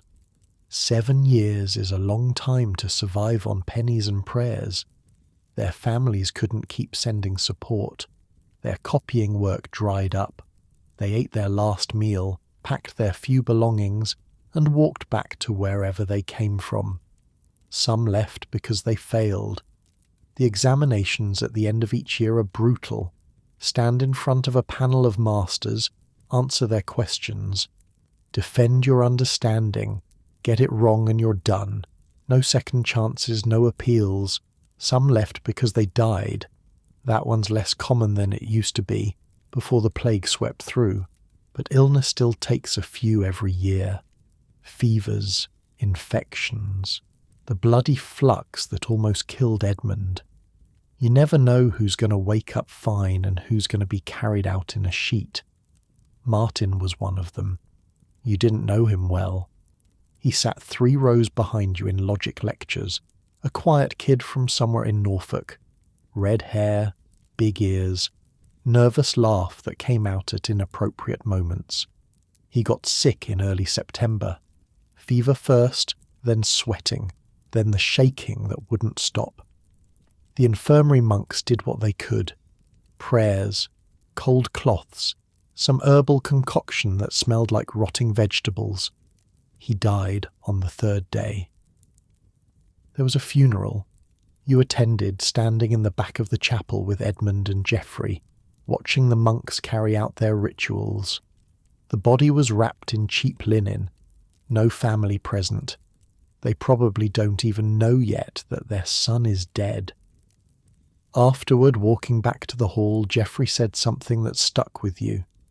That could be any of us, at any time, for any reason. Nobody argued, because he was right. Life here is fragile. You forget that sometimes getting caught up in the rhythm of lectures and studies and copying work, but death is always lurking, in the water, in the air, in the food that might be slightly off, in the crowds that might turn violent. Every day you survive is a minor miracle. Every term you complete is a victory against odds that don't care if you win or lose. You write home more often now. The letters are still formal, still polite, still full of half-truths about how well you're doing. But there's something else underneath now. Gratitude, maybe, or just awareness. Your father replies when he can afford the paper. Short notes about the farm, the weather, your brother's progress at the local school. He never says he misses you. He never says he's proud. But you can read between the lines. The fact that he keeps writing at all says everything. Your mother includes a small token sometimes. A dried flower from the garden. A scrap of fabric from a dress she's making. Things that have no practical value but mean the world anyway. You keep them all in a small wooden box under your bed. Some nights, when the loneliness gets too heavy, you take them out and just hold them. Proof that somewhere, someone loves you. Proof that you still have a home to go back to if everything falls apart. The town is getting worse. You can feel it in the streets, the way townspeople look at students now. Not just resentment anymore, something closer to hatred. Part of it is economics. The university pays no taxes, students pay no taxes, but students eat the town's food, drink the town's ale, use the town's services. They take and give nothing back except trouble. Part of it is the court system. When a student commits a crime, they're tried in church courts, not civil ones. Church courts are gentler, no executions, no mutilations. A student can assault a townsman and get off with penance and prayers while the townsman's broken jaw heals on its own. Part of it is just history, centuries of bad blood. Fights and riots and deaths that nobody's forgotten. Each generation passes down the grievances to the next, and the pile of resentments just keeps growing. There's talk of something big coming, whispers in the taverns, arguments that get louder and angrier every week. Geoffrey hears things from his contacts around town. Merchants who are tired of being cheated, labourers who are tired of being beaten, fathers who are tired of watching their daughters get harassed by students who know they'll never face real consequences. It's going to explode, Geoffrey says one night. Maybe not this year, maybe not next year, but soon. And when it does, it's going to be bad. You believe him. You've seen the way the butcher in the market looks at you, the way the innkeeper's smile never reaches his eyes, the way groups of townsmen go quiet when students walk past. Something is building. You just hope you're not around when it breaks. Third year brings new roommates. The old ones moved on. Some graduated early, some dropped out, some just drifted away to other halls. Now you're sharing your space with a different group. Younger students mostly. First years who look as terrified as you felt 2 years ago. One of them reminds you of yourself. His name is Peter. Farm boy from somewhere west of here. Terrible Latin. No money. Enormous eyes that seem to be constantly asking, "What have I gotten myself into?" You try to help him when you can. Explain how the copying system works. Introduce him to Brother Benedict. Show him which taverns are safe and which ones will rob you blind. "Why are you being so nice?" he asks one day. "Because someone did it for me." Geoffrey mostly. Geoffrey who showed you around that first terrifying night. Geoffrey who explained the rules that nobody writes down. Geoffrey who's still here, still fighting, still surviving. You owe him, and the only way to pay that debt is to pass it forward. The autumn nights are getting longer. You spend more time in the library now, when you can get access. The university has a collection of texts that would have seemed like treasure when you were a child. Hundreds of manuscripts, carefully preserved, available to any student with the permission to enter. Most nights, you're there until the candles burn down, reading by flickering light, taking notes on your wax tablet, trying to squeeze every drop of knowledge out of every page. Aristotle is becoming clearer. Not easy, never easy, but clearer. You're starting to understand how the arguments fit together, how one idea leads to another, how logic isn't just a set of rules but a way of seeing the world. The unexamined life is not worth living. That's Socrates, not Aristotle, but the point holds. You came here to learn, and you're finally actually learning, not just memorizing facts to regurgitate on examinations. Understanding, thinking, growing. It's a slow process. Painful sometimes. You hit walls where nothing makes sense and you want to throw your books into the river and go home, but you push through. And on the other side, there's this feeling of expansion, like your mind is stretching to accommodate new ideas. Hard to explain to anyone who hasn't felt it. Probably sounds ridiculous, but it's real. Edmund has a plan now. Church law, he says. That's where the money is. You study theology, you get ordained, you find a position somewhere, maybe a cathedral, maybe a bishop's household, steady work, actual pay, no more boiling leather for a living. I thought you wanted to escape your father's trade, not join a new one. The church isn't a trade, it's a calling. Since when do you have a calling? He grins. Since I figured out the calling pays better than copying manuscripts. You can't argue with that. The church is practically the only reliable employer for educated men. Government positions exist, but they're mostly reserved for nobles and their friends. Medicine requires years more study. Law is an option, but a risky one.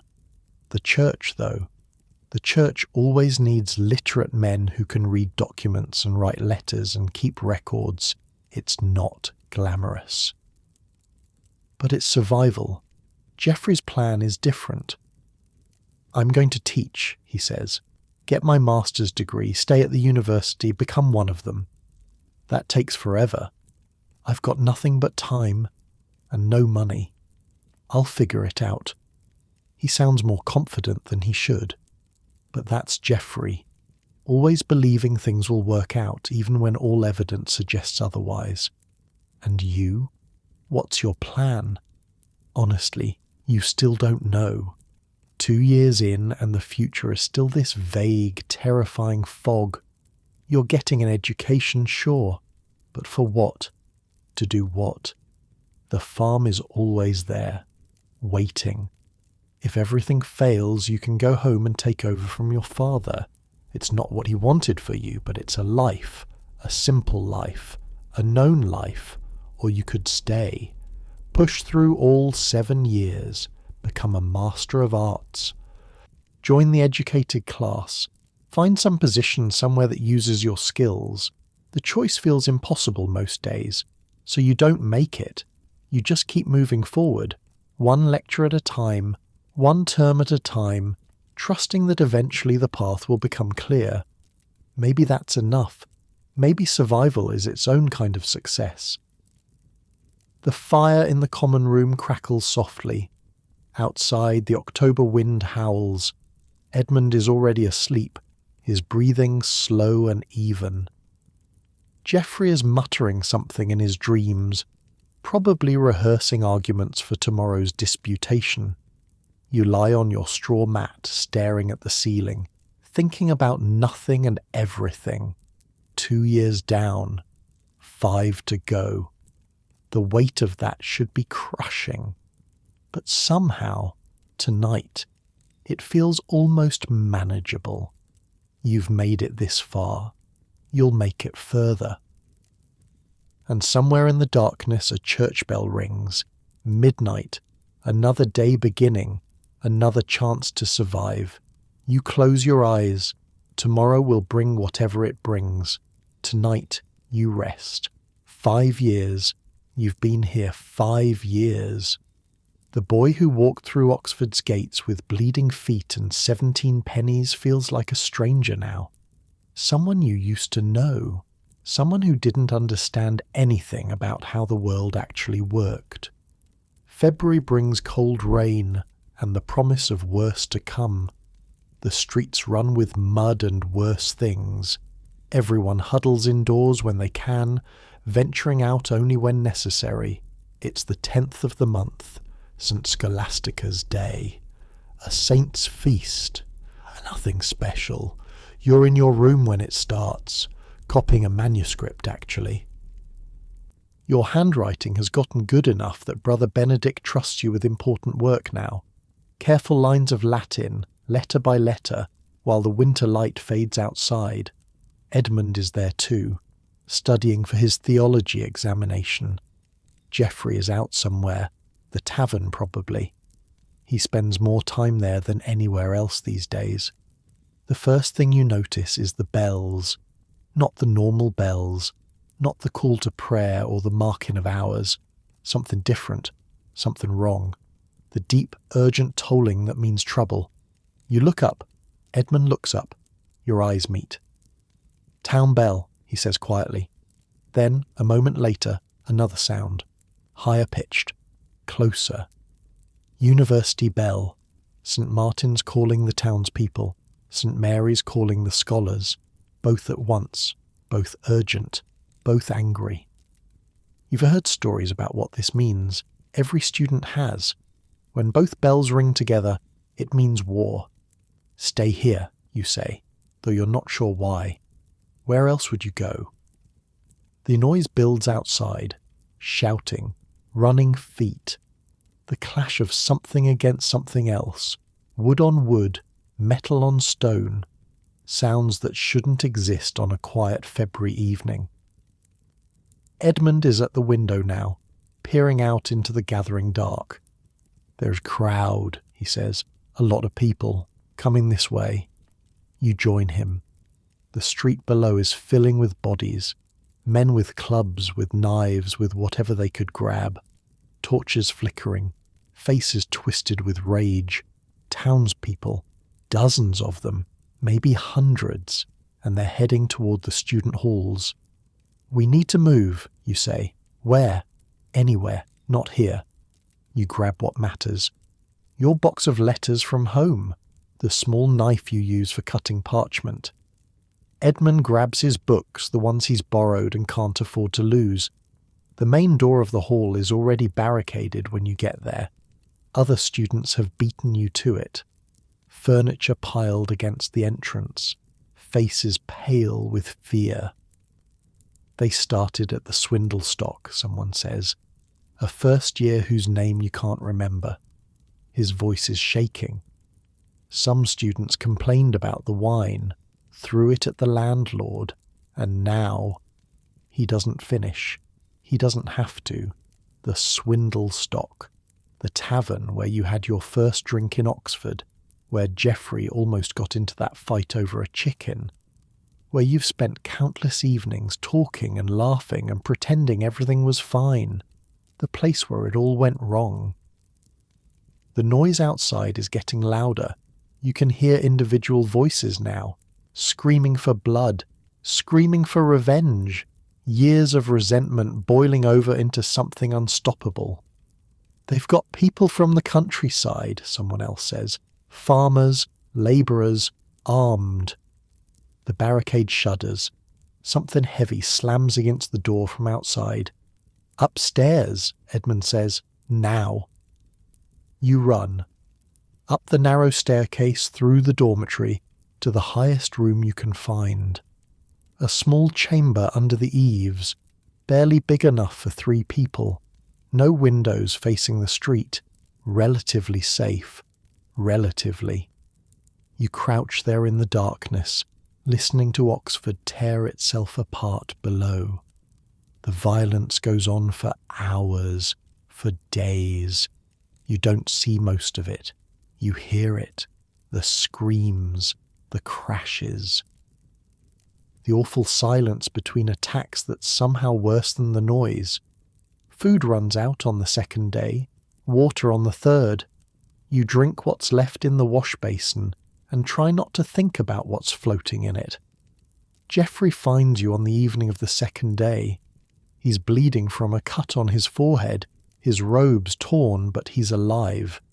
He'd been trapped in a different hall, hiding in a cellar while townspeople ransack the rooms above. "They're killing everyone they find," he says. His voice is flat, hollow. "I saw bodies in the street. Students. Some of them..." He stops, swallows hard. "Some of them didn't have faces anymore. You don't ask what that means. You don't want to know." The third day brings quiet, not peace, just exhaustion.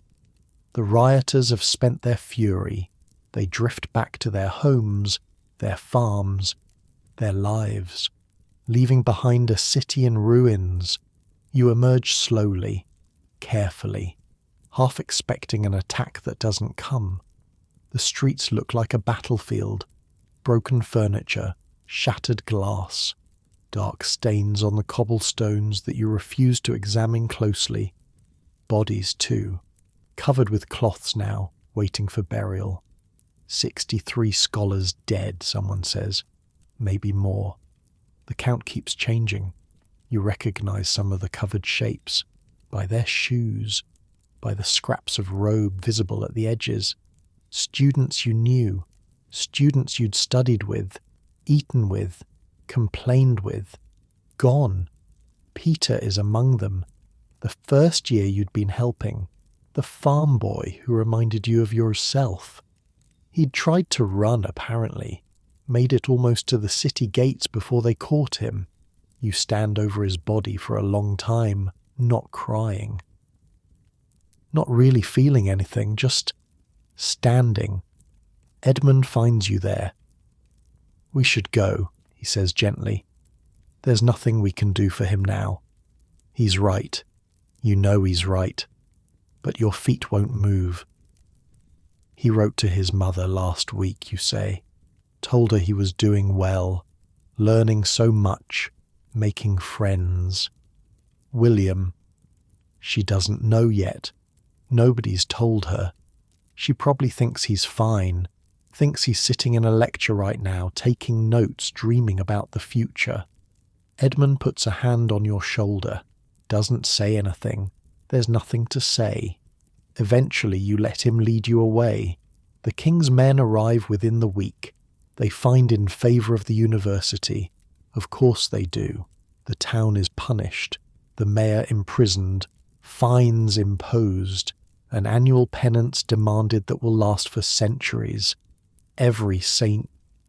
Scholastica's day from now on, the mayor and 63 townspeople will walk bareheaded to St. Mary's Church. They'll swear to uphold the university's privileges, pay a penny for each scholar killed. Justice, they call it. Victory. It doesn't feel like either. Spring comes eventually. The blood washes away with the rains. The broken buildings get repaired or torn down. Life continues because life always continues, whether it makes sense or not. But Oxford is different now. You're different. The easy laughter is gone. The casual complaints about bad food and cold rooms. The innocent belief that tomorrow will be more or less like today. You've seen what people are capable of, what they'll do when the restraints come off, how quickly civilization can collapse into savagery, and you've learned something else. Something harder to put into words. You've learned that survival isn't guaranteed, that all the studying and struggling and hoping means nothing if someone decides your life is worth less than their anger. That knowledge changes you, hardens something inside you that used to be soft. The manuscript copying feels different now. Each page isn't just work anymore. It's defiance, proof that you're still here, still breathing, still creating something that might outlast you. The studying feels different too, more urgent, more precious. Every lecture could be the last. Every disputation could be interrupted by violence. So you pay attention, you absorb, you learn. Geoffrey changes most of all. He's quieter now. The jokes have stopped. He spends his evenings in the library instead of the tavern, working with a fierce concentration that borders on obsession. "What's driving you?" you ask him one night. "Survival," he says without looking up. "Knowledge is the only weapon that matters, the only thing they can't take from you. They took plenty of things. Things, yes. Lives, yes. But the ideas in my head, those are mine forever. And the more I have, the safer I am." You're not sure that's true. The smartest scholar in Oxford died just as easily as the dumbest. Knowledge didn't stop the clubs or the knives. But you understand what he means. It's about control, about having something that belongs to you in a world that can strip everything else away. Edmund buries himself in theology, the big questions. Why does God allow suffering? What's the purpose of evil? How do we find meaning in chaos? He doesn't find answers. Nobody ever finds answers to those questions, but the searching itself seems to help. Gives him something to focus on besides the memories. You focus on finishing. 2 years left. Maybe less if you work hard enough. Get your degree. Get out. Find some position somewhere that uses your skills but doesn't require you to live in a city that tried to kill you. The dream of staying, of becoming a master, of teaching the next generation, that's gone. Burned away with everything else.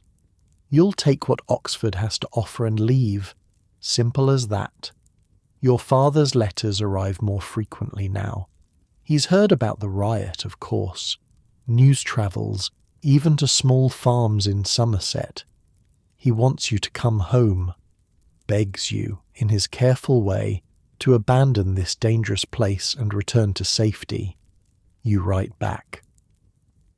Explain that you've come too far to quit now, that the danger has passed, that you're being careful, half-truths mostly.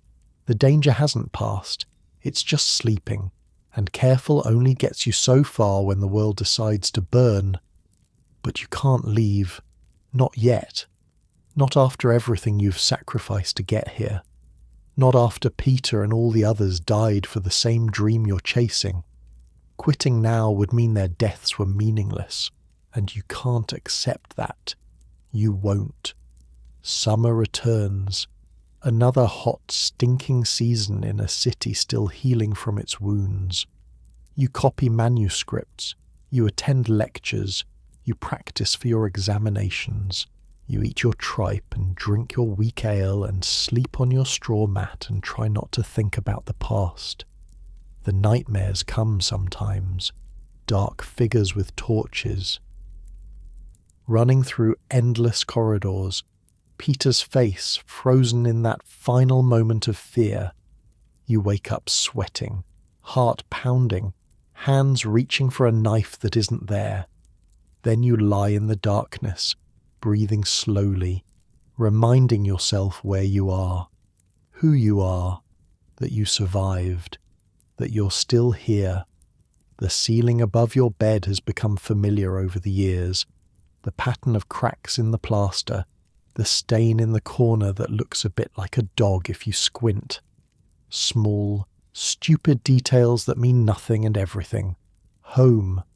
This cold, uncomfortable room is home now. These people are your family. This life, hard as it is yours. You'll defend it, whatever it takes. 2 more years. Just 2 more years. You close your eyes. Breathe in. Breathe out. The city is quiet tonight. The bells are silent. Somewhere outside. A dog barks once and falls still. Tomorrow will bring whatever it brings. But tonight, in this moment, you're safe. That's enough. For now, that's enough. 7 years. 7 years since you walked through those gates with bleeding feet and a head full of dreams. 7 years of cold rooms and thin straw and endless Latin. 7 years of survival. And now it's over. The morning of your final examination dawns grey and soft, like every other Oxford morning. You've barely slept. Your stomach is a knot of nerves. Your hands won't stop shaking. But you're ready. You have to be ready. There's no more time to prepare. The examination hall feels different today. Smaller somehow. More personal. The panel of masters sits at a long table, their faces neutral, their robes pooling around them in waves of dark fabric. You recognize most of them, men who've taught you, challenged you, occasionally praised you over the years. They ask their questions in Latin, you answer in Latin, back and forth, testing and probing, searching for weaknesses in your knowledge. Grammar, logic, rhetoric, the trivium that's been the foundation of everything. You've dreamed about these concepts, argued about them with Edmund and Geoffrey until the candles burned down, written thousands of words about them on borrowed parchment. Now you speak them aloud, one last time, defending what you've learned against minds sharper than your own. The hours blur together. Your voice grows hoarse. Sweat trickles down your back despite the chill in the air. And then, finally, it's over. The head examiner nods, says something in Latin that takes a moment to register. You've passed. You've actually passed. The graduation ceremony takes place 3 days later. They call it inceptio, beginning. Because receiving your degree isn't an ending at all. It's the start of something new. The moment you join the Guild of Masters, the fellowship of educated men, the community of scholars who've earned the right to teach. You wear a long black gown with a hood, the same style scholars have worn for centuries, originally meant for warmth in these drafty, unheated halls, now a symbol of everything you've achieved.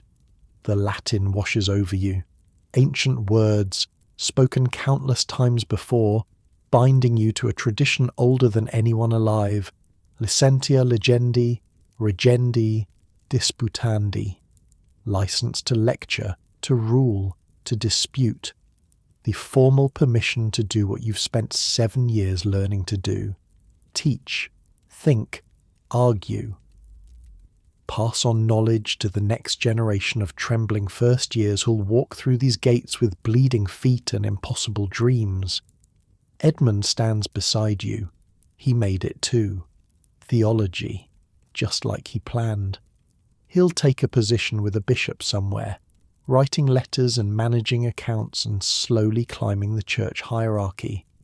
Not glamorous, but stable, safe. A life his father could never have imagined for a tanner's son. Geoffrey is there as well. The only one of you who stayed for the full master's course. He'll remain at Oxford, teaching logic to students who remind him of us. Some nights, he says, he still can't sleep. Still sees the torches and the running feet and the bodies in the streets. But he's here. He survived. We all did. After the ceremony, there's a feast, not much of one, by rich standards. Bread and meat and ale shared among friends, but to you, it tastes like victory. You give a short speech, your first lecture as a legitimate scholar. It's tradition. You speak about grammar, because that's where everything started. About how words create meaning, how language shapes thought, how understanding the structure of speech opens doors to understanding the structure of reality itself. When you finish, the masters applaud. Politely, the way masters always do. But Edmund is grinning like an idiot, and Geoffrey is actually wiping something from his eye, and for a moment you forget everything else. You did it, against every odd, despite every obstacle. You actually did it. The diploma is a rolled piece of parchment tied with a ribbon, sheepskin technically. You hold it carefully, afraid to damage something you work so long to earn. 7 years of your life, reduced to a few words in Latin on animal hide. Worth it. Every frozen night, every empty stomach, every moment of fear and doubt and exhaustion. Worth it. Your father arrives for the ceremony. He's older than you remember, greyer, more stooped. The years have been hard on him, harder than they should have been. 2 cows sold, countless pennies scraped together, all for this moment. He doesn't say much, never has, but when he sees you in your scholar's gown, diploma in hand, something changes in his face, a softening, a release. You did well, he says quietly. That's all. 3 words. But from him, it's everything. You travel home together, the same road you walked 7 years ago, in reverse. Past the villages and fields and forests that seemed so vast when you were 14. They feel smaller now, familiar, manageable. Your mother cries when she sees you, holds you like you're still a child, even though you're taller than her now, broader in the shoulders, a grown man with a university degree. Your brother has grown too, no longer the small boy you left behind. He's learning to read, your father says, wants to follow in your footsteps. Maybe not Oxford, but something, somewhere. The cycle continues. You don't stay long at home. There's a position waiting, a minor post at a cathedral school, teaching Latin to the sons of merchants. Not prestigious, not wealthy, but it's a start, a foundation to build on. The farm feels strange now, too quiet, too slow. You've spent 7 years in the chaos of Oxford, and the peaceful rhythms of rural life don't quite fit anymore. But standing in the doorway of your childhood home, watching the sun set over fields you used to work, you feel something you haven't felt in a long time. Gratitude, not just for surviving, for everything.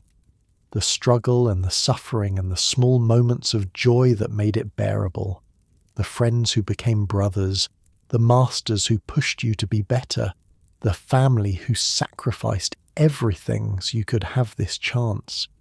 You think about Peter sometimes, the first year who didn't make it. You wonder what he would have become given 7 years, what knowledge he would have gathered, what life he would have built. There's no way to know, no way to repay the debt. All you can do is live well enough for both of you. The years ahead will bring their own challenges. New struggles, new victories, new losses. That's just how life works. You've learned that much at least. But for now, in this moment, you allow yourself to rest.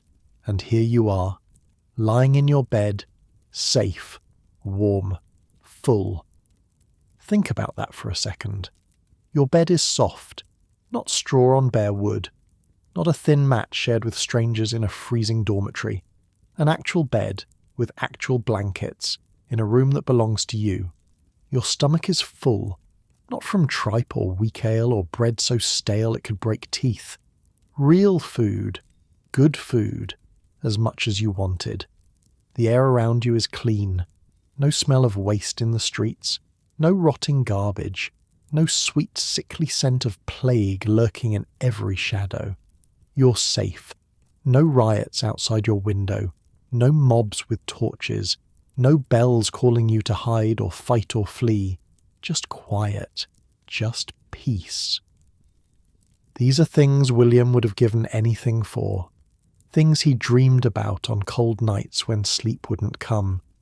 The simple comforts you take for granted every single day. 700 years separate you from that world. 700 years of progress and change, and slowly, painfully, making life a little bit easier for the next generation. William never saw electric lights, never knew antibiotics or central heating or running water. He lived and studied and struggled in conditions that would break most modern people within a week. But he made it through. He survived.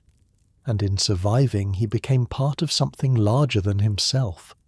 a chain of knowledge stretching back through centuries, passed from teacher to student to teacher again, eventually reaching all the way to you, every book you've ever read, every fact you've ever learned, every moment of education you've ever received.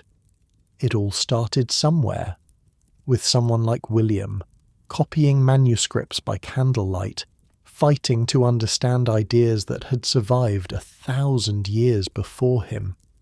You're part of that chain now, whether you know it or not, whether you think about it or not. The knowledge in your head connects you to everyone who came before. Pretty wild to think about, really. Lying there in the dark, connected to centuries of human struggle and achievement, all those lives, all those stories, all those cold nights and empty stomachs and small triumphs against impossible odds. And now you, safer in your bed, ready to sleep. Let that warmth settle over you. The warmth William never had. The comfort he could only imagine. You've earned it in your own way. Just by being here, just by existing at the end of a very long chain of survival and sacrifice, your eyes are getting heavy now.